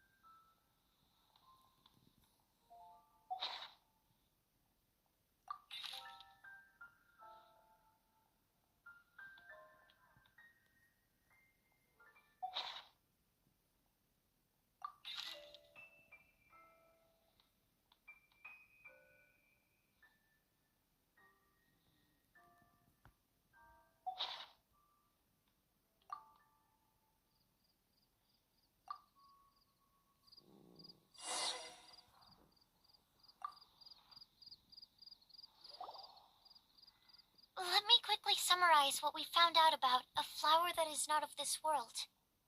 Tainari believes that on closer examination it might be logically paradoxal, while Albedo says that his answer would be better discussed at length in person. As for my answer, I think a clock in the shape of a flower would constitute one that is not of this world. Here's what we've gathered regarding a guide who will never get lost. Mona said that she'd like to join us in uncovering the secret behind the prophecy, while Bennett suggests Fischl, Mona, or the Traveler as potential candidates. Mika didn't submit much, but he did draw a vegetation map for Master Tainari and wrote up a dragon spotting calendar for Saito. Amber also wrote in. She said that she sees herself as nobody's guide, but everybody's friend. As for one who would never lie, Rosario removed herself from consideration, but both Razor and Sino are willing to support us in our search. Timaeus seems to have forgotten to write to us. And finally, this is what we've gathered on a legend that never ends. Klee said that her mom has a number of friends who like to write storybooks. Lisa believes that legends live forever in people's hearts. I think that for a legend to be never-ending, it has to be filled with hopes and dreams, and actively pass from one person to the next. So, what are the answers to the 4 riddles then? You're really smart, Paimon. I bet you can figure it all out in no time. Or, let's all share our thoughts on what we think the answers might be.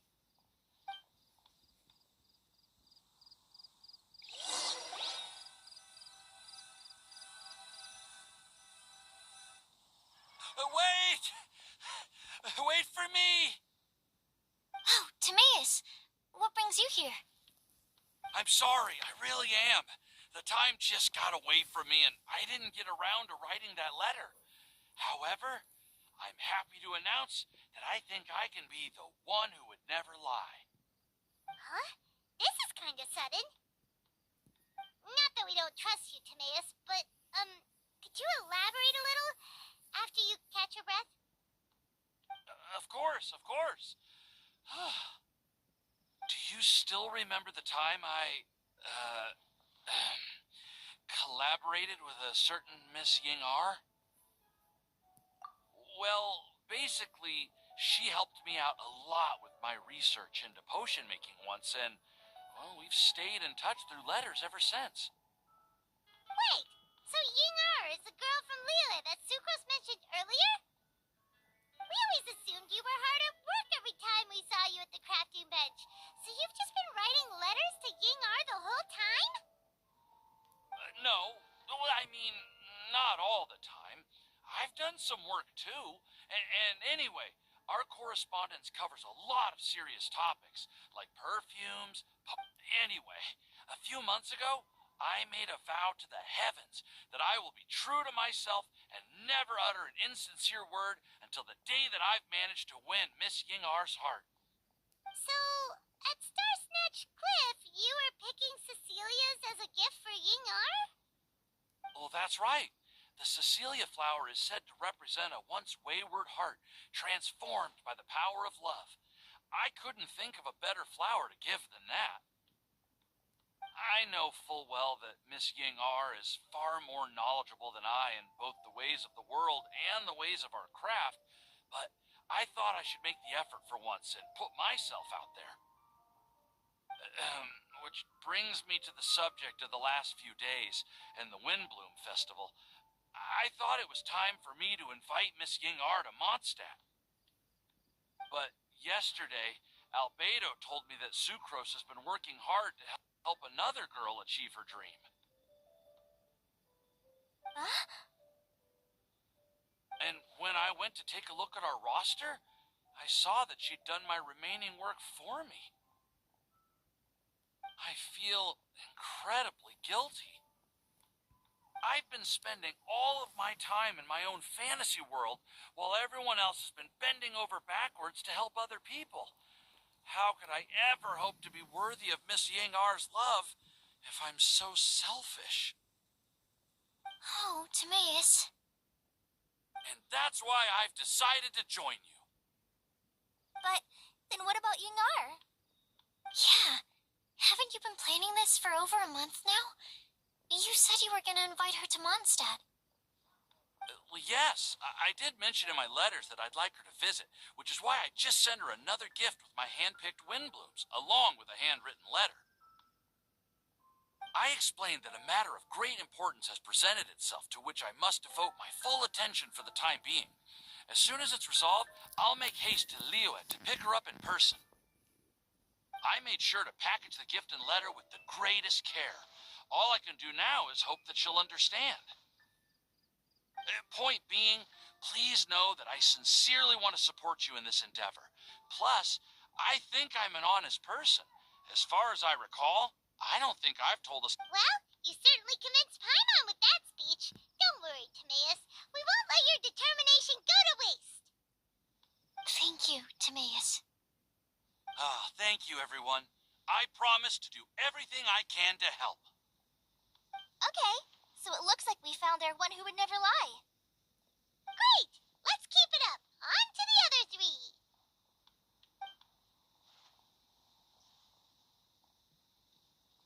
Okay, Paimon will do the honors. Ahem. We have with us here the flower, the guide, the legend, and Timaeus. Huh? Why did you only say Timaeus' name? You should say my name, too. All right. We also have Klee. That's me! With Klee here, this all somehow feels like we're getting ready for a field trip. There's nothing wrong with a more relaxed atmosphere, is there? Of course. We will soon see if my hypothesis has any merit. Actually, I'm still feeling a little nervous. Me too. But weren't you all fired up just a moment ago? Yeah, you're right. Okay, let's do this. Actually, I'm a little worried, too. Deep breaths. Deep breaths. I know what you're feeling. Saying anything becomes so much harder when there are so many people watching. Well, does anyone know the exact location of where we're headed, or should I do a reading on my scry glass? According to the prophecy, once we've figured out the answer, we should test it at the Lantern of Utmost Joy. Wait, but where is this lantern? Oh, we know something about that. What?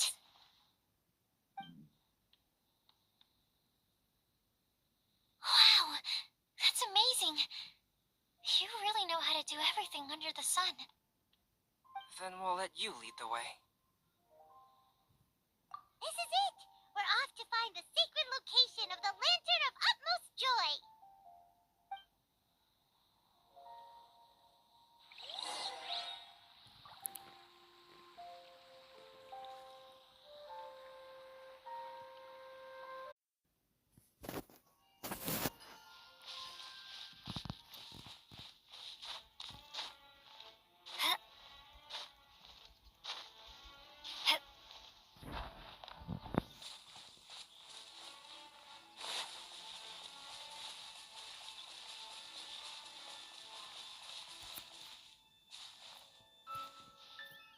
According to the map, it should be somewhere around here. Let me take a look. Oh, it should be right up ahead.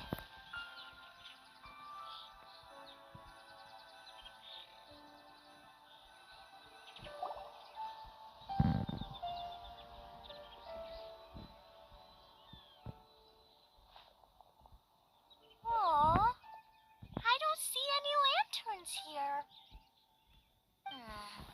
Now that I think about it, the prophecy didn't say anything about what the Lantern of Utmost Joy actually looks like, right?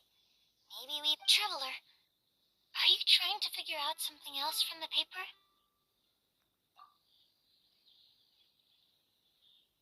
Paimon's reading too. Huh? It says to look up. But there's nothing above us. The wind didn't trick us, did it?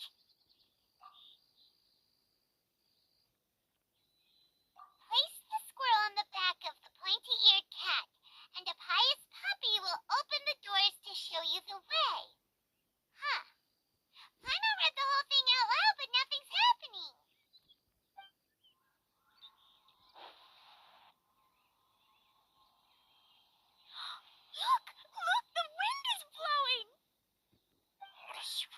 wind current.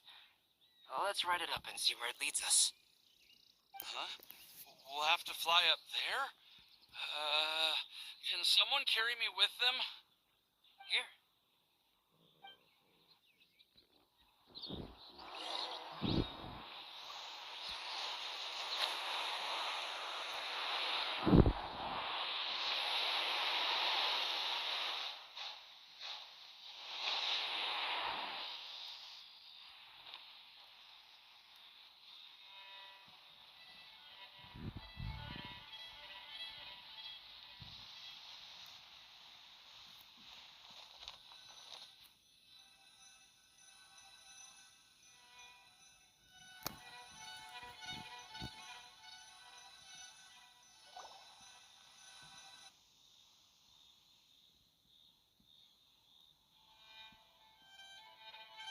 How did this little island get up here in the sky? Did somebody make it? Just to be safe, I've been jotting down our entire route here. This way, no one will get lost. Oh, good thinking, Kale. Who would have thought we'd find this kind of table here? Weird. It's almost as if someone was holding a tea party. I never would have guessed that such a place could exist. Right above Mondstadt, too. Wow, look at that pretty lantern on the table. There's even a chair for each. There seems to be something on the back of this chair. Let me have a closer look.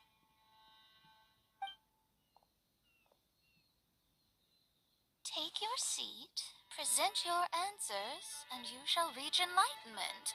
Well, as far as instructions go, I guess that's simple enough. So we just need to do as it says, right? Wait a second. Huh? What is it, Albedo? We'd better make sure this place is safe before taking our seats. Everyone, please stay clear for a moment. Well, all our questions and doubts aside, the scenery here is pretty amazing. It'd be impossible to feel stressed here. How is everything, Albedo?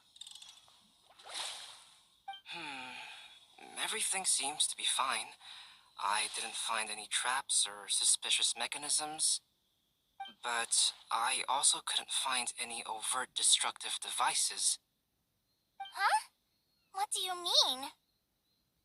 Well, it seems that wrong answers won't have any catastrophic consequences. Looks like we'll have to... Everyone, I would like to suggest that we try some risky answers on our first attempt. Let's reserve our most confident answers for the second round. That sounds kind of smart. But why? I get what he means. If we do as he says, then we may be able to figure out how the puzzle works. I see. That makes a lot of sense. Mona, is there something wrong? You're not looking too good. Oh, are you hungry? I brought some snacks. Thank you for offering, Klee, but that's not quite it. While Albedo was checking just now, I gave my scryglass a spin, hoping to find some information. But there's a strange aura to this place. It's almost as if someone has been staring at me as soon as we stepped foot in here. But if nothing here has actually been physically tampered with, then no. Could that person be... What do you mean, Mona? Who could it be? Never mind. It's not like I've got any proof. Don't leave us on the edge like this, Mona. I'll just do what Albedo said. Yes, let's test the hypothesis together, Klee. Come on, join us, Mona. Oh, all right. Okay, then I'll answer the first question. If someone were to ask me to find a flower that is not of this world... You can do it, Sucrose.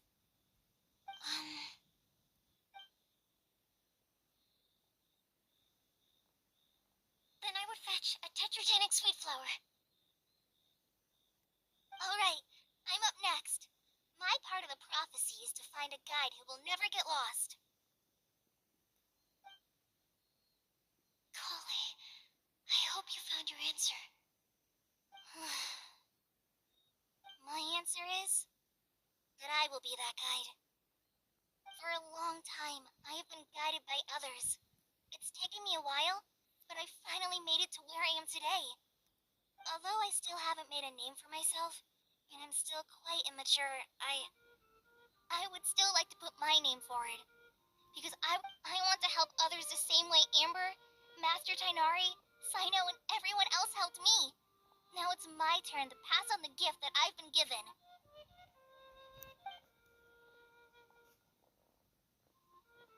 All right, it's up to me to answer the third part.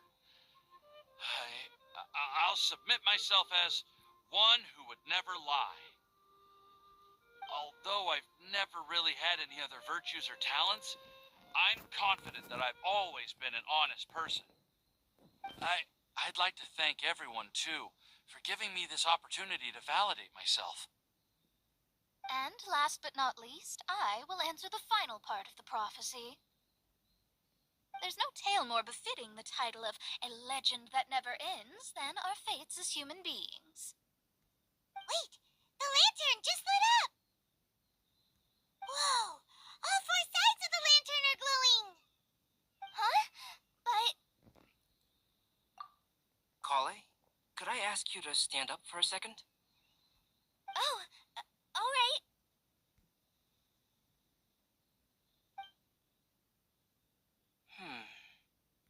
Huh? What's going on? Why is it lighting up regardless of who's sitting in the chair? Didn't it say we have to answer all the questions correctly? It's pretty clear now, isn't it? We've just proven that there is no right answer for this prophecy. No right answer? But how could that be? Although the instructions had come from an old and enigmatic prophecy, it is in fact nothing like the ancient mechanism that we had all imagined it to be. I believe the lantern only serves as a simple signal. And to think, I never expected you to actually find this place. What? There's someone else here? We meet again, traveler. Hey! You're that Outlander we met the other day at Good Hunter! It's all thanks to you that I was able to find this place. Good thing that you were too preoccupied with the prophecy to notice someone tailing you from the shadows. Oh, is that so? Then, why do I spy yet another person following in your shadow? Wait, really? There's no need for pleasantries. You should know I'm here for you. Is it just because I'm a visitor from abroad? I was there when you snuck your way into Marjorie's place. Huh. So you had your eyes on me even then, huh? That was 2 whole weeks ago, you know. It's hard not to notice you when I'm on duty every day. All right.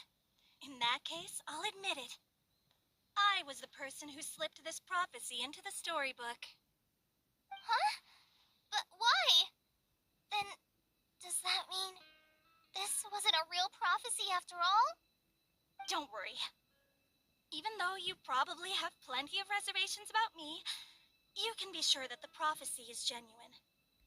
In fact, many of you here today may have heard the code name of the one who left the prophecy to me. She hailed from an ancient assembly of powerful women, each of whom used a single letter to signify themselves. Who would have guessed? It seems that power was indeed left behind by the old hag after all. Ah, so you're Beast student. It's an honor to meet you. I am Scarlet, the successor of Jay. Well, what are you talking about? It's a long story, but I'm not quite sure that I'm the best person to tell it. Since you've all spent so much time and energy trying to decipher this prophecy, you must also be very interested in the secret behind this lantern, no? The lantern has already been lit. Now then, Please allow me to disturb your happy peace. Huh. Why did this little thing just light up? How strange. Hello? On the other side of the lantern. Can you hear me over there? Mom? Oh, I hear many youthful voices. Madam, I am Scarlet, the successor of Jay. Oh, since we've last gathered, Jay's successor has already become so reckless and bold. Unbelievable. Wait. Why are you talking just like the old hag? Old hag? Who would dare say that? Is that Mona? Who are you? Who dares imitate my master? And what of imitation and mimicry? It has always been a fool's errand to mimic and learn from humanity. Oh, it's Alice. I'm here too. Mom, why are you trying to talk like other people? So I see everyone's here. Well then, my warmest greetings, everyone. Miss Alice, why would you... Well, it's been many years since this lantern last lit up. You can't blame me for thinking that one of the old friends from my youth may have decided to catch up again. Why she sounds so coy all of a sudden?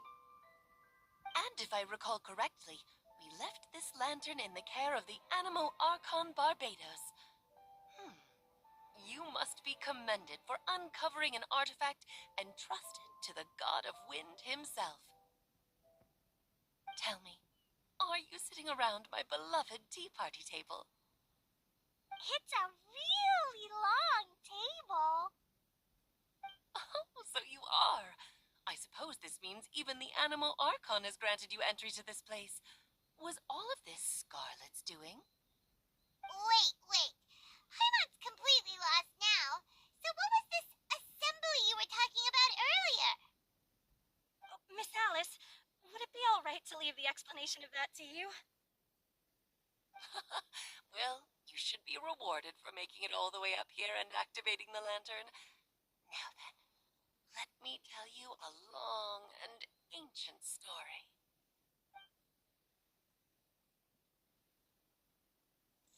Ever heard of the Hexen Circle? As the spooky name suggests, it's a secret society. Once upon a time, it even challenged the Anemo Archon himself. But he replied, "Let us make music, not war, and resolve our conflicts through song." From then on, the mages would only ever convene in the woods, in the skies, or on the edges of cliffs. At these tea parties, they discussed their stories and secrets and resolved their differences, as the tea and cakes bore witness to their pledge never to fight amongst themselves. Yesterday, I snuffed out the life of my beloved. He had grown old and was extremely sick. He loved me dearly, so I took his fate in my hands and ended his pain. I'm raising a son. Of all the children I had, he's the only one left. But I suppose that still makes me a mother. My lifespan is nothing compared to yours, so I wish to leave you with my storybook. Actually, maybe you can pass it on to your children one day. Oh, this looks interesting. Let me scry. My dear sisters, we mustn't let prophecies threaten our bonds of friendship. Even the most frightening witch was once a little girl, and growing up can be so tough. Sometimes we all need to vent our troubles to the wind. Even if the nations go to war, or the sky falls down, the mages' tea parties shall forever be held around this table.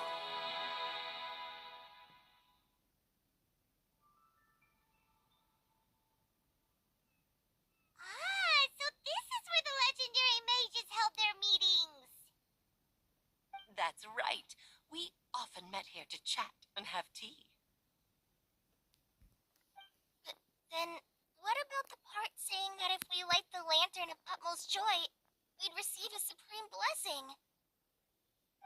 About that. I never expected anyone other than Jay to actually read the full contents of that prophecy. It's a little embarrassing. The truth is, that prophecy was actually just a letter that we sent to Jay as a group the day before her wedding. So it was indeed written by all of you. I must thank you for resisting the urge to immediately reveal the truth to everybody, Albedo. Knowing you, you probably figured out everything the moment you laid eyes on the message. No, it took me a little longer than that. A flower that is not of this world, a guide who will never get lost, one who would never lie, and a legend that never ends. These 4 descriptions signify 4 individual mages. When a member of the organization had to leave the group to spend the rest of her days with her beloved, the other mages would write down this prophecy and send it to her to invite her for a final get-together. A flower that is not of this world signifies, of course, flowers that do not naturally exist in this world. This is the signature of our full name, Rhindaughter, also known as Gold. If there's anyone in this world who could create a flower species that does not yet exist, it would be her. The guide who will never get lost is N, otherwise known as Nicole. You may not have encountered her yet, but she is a truly extraordinary woman who has made this world's direction and order her subject of study. Some of you may be fortunate enough to have already heard her voice. Like a prophetess, she will only speak to guide people toward the truth when a change has occurred in the world. She has a tendency to suddenly speak in someone's mind without any warning.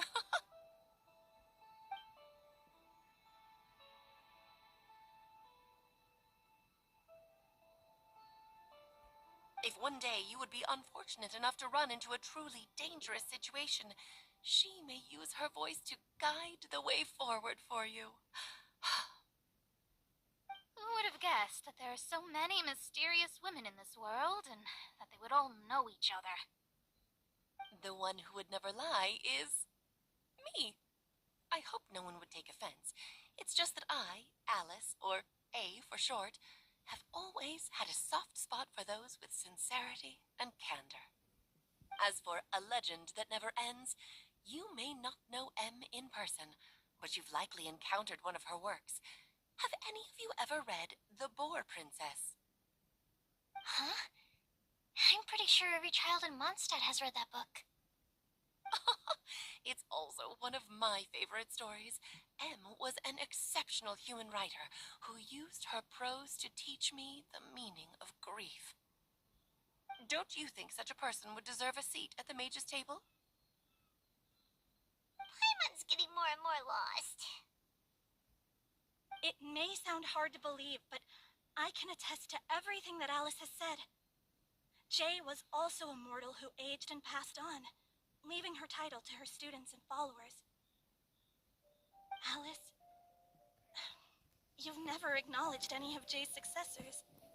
It's now been centuries since the first of us took on her mantle. I've always wanted to meet you. Do you also want to become a mage? Title aside, I think I'm more interested in the meaning and purpose of the Hexen Circle. I used to think that the Hexen Circle was a group of women who could control the very fate of this world. But now, I've seen for myself that besides Jay, many other ordinary people were also among you.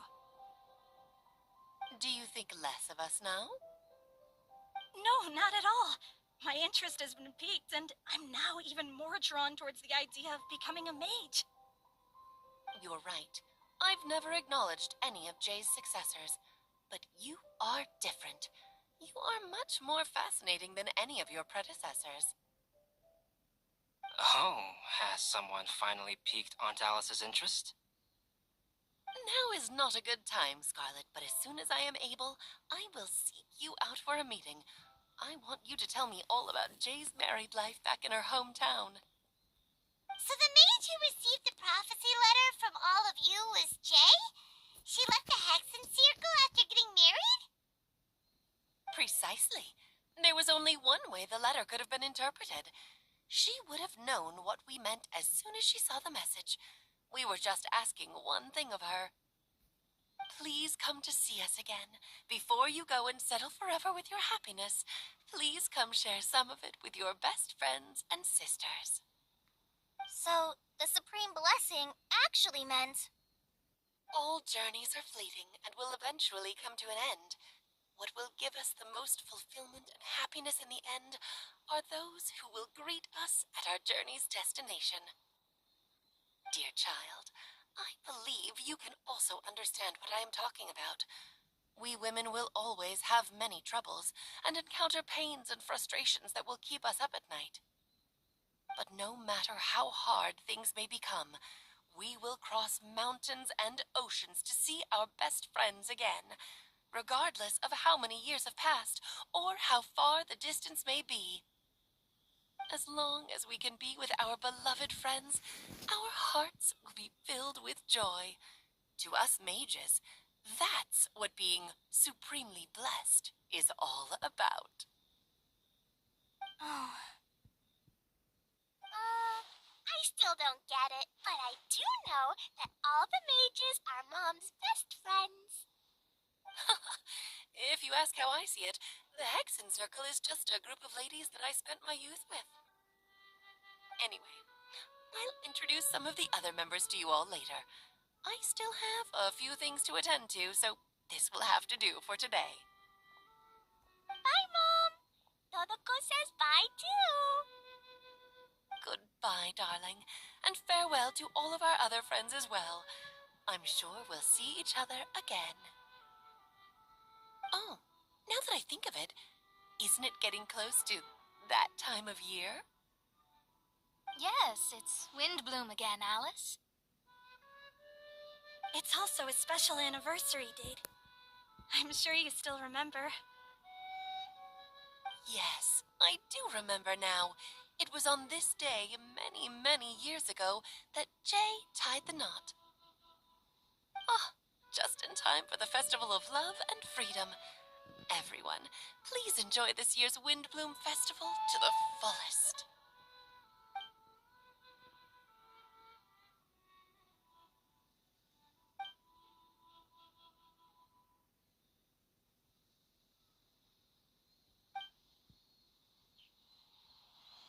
Whoa! Ah! Albedo! Why didn't you tell me we'd have to glide all the way back down?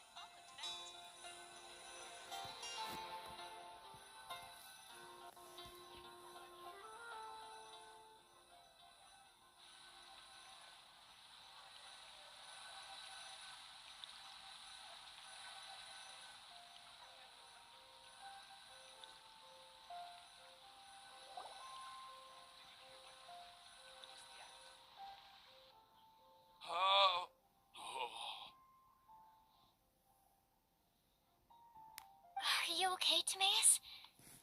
Maybe you'd feel better if you just, let it out.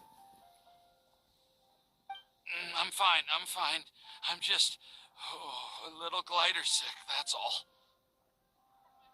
You may want to look into getting your own gliding license when you have the time. It might prove helpful to you. Okay. Sure thing. It sounds like you've still got something on your mind. Why don't you tell us? We're all happy to listen. It's nothing, really. It's just, well, Alice's story was really interesting and romantic. I won't argue about that. But still, the whole thing wasn't quite what I was hoping for. Of course, I didn't actually expect the supreme blessing to be real, but... Don't say that. None of this was your fault, Timaeus. Honestly, it's more on me for having agreed to be the Wimbloom Festival Special Ambassador. If anything, it should be my fault for finding that prophecy. Oh, no, no, no. I didn't mean to blame the two of you either.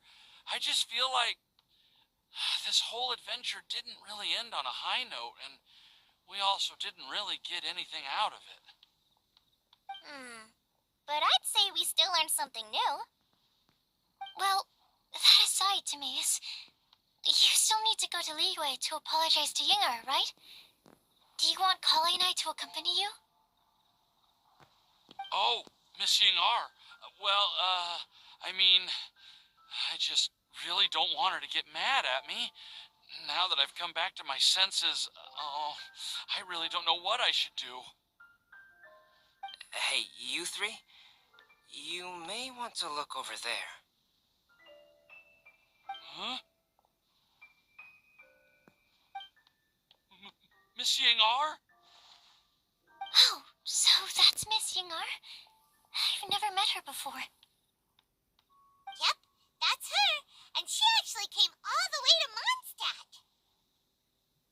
I am so sorry, Miss Yingar. But how did you... I mean... Are you so happy just to see me?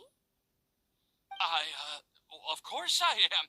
I'm so happy that, I don't, sorry, I don't know what to say. I was ready to give you a harsh scolding, but now that I've seen you like this, I suppose I could let you off the hook this time. You said you couldn't come to pick me up because of a very important matter, right? Well then, of course I had to come and find you instead. Should we go see how they're doing? I wouldn't. You'll get hit by a forest boar if you interrupt a couple's romantic conversation. Oh, really? We'll just leave them alone then.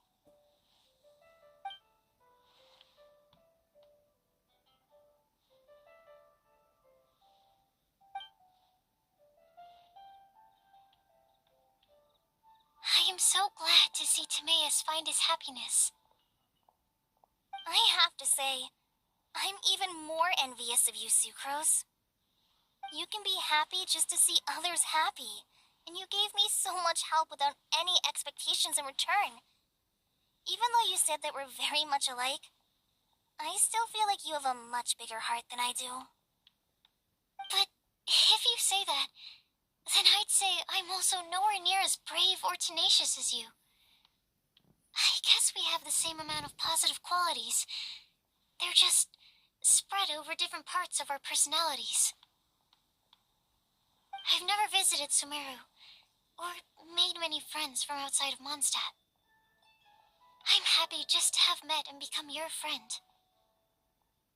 Maybe I'll get shy and flustered when I meet other people I don't know in the future.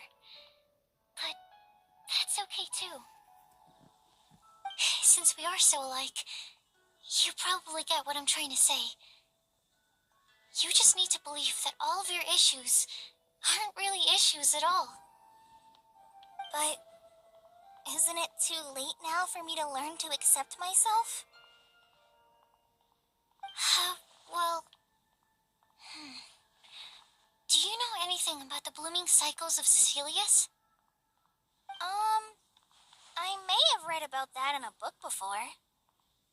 That's a topic that my parents used to talk about back when they were still dating. Surprising, right? To think that people would talk about that while on a date. My mom brought it up at dinner one time last month. She called my dad the most boring man she knew, and said that he even turned up late to a date once, all with a smile on her face. But she also said that learning is just another part of life. It's never too late to start something, as long as you recognize that it's something good for you to do. Why don't you give it a try, Kale? Okay, I'll try my best. They're really having a great conversation. Paimon can't even find a moment to join in. I nearly forgot. This is for you. This texture. Are these seeds? Yep. I believe I mentioned my sweet flower research to you before. These are the seeds of the sweet flower cultivars that I've worked on. It's nothing too special, but they're the best cultivars that I've made. So, I really hope that you'll like them. They're super sweet and easy to grow and keep. I'm also submitting them as my wind blooms for this year. I wish that the Anemo Archon could also see how lovely they are. Thank you. I'll plant them in the Avidia forest and take good care of them. Kale, please take these notes with you. I've heard that you've been working hard on your studies, so I've prepared some study materials for you at Sucrose's request. Feel free to look through them whenever you can find the time. Mondstadt's doors will always remain open to you. Thank you so much. Really, I don't know what to say. I'm just really happy. Sucrose, now's your chance. Didn't you want to collect a breath of joy? You're right. I almost forgot. Kale, can you exhale once into this test tube? I will save this breath of joy and use it in my research. Oh, really? May I? Of course.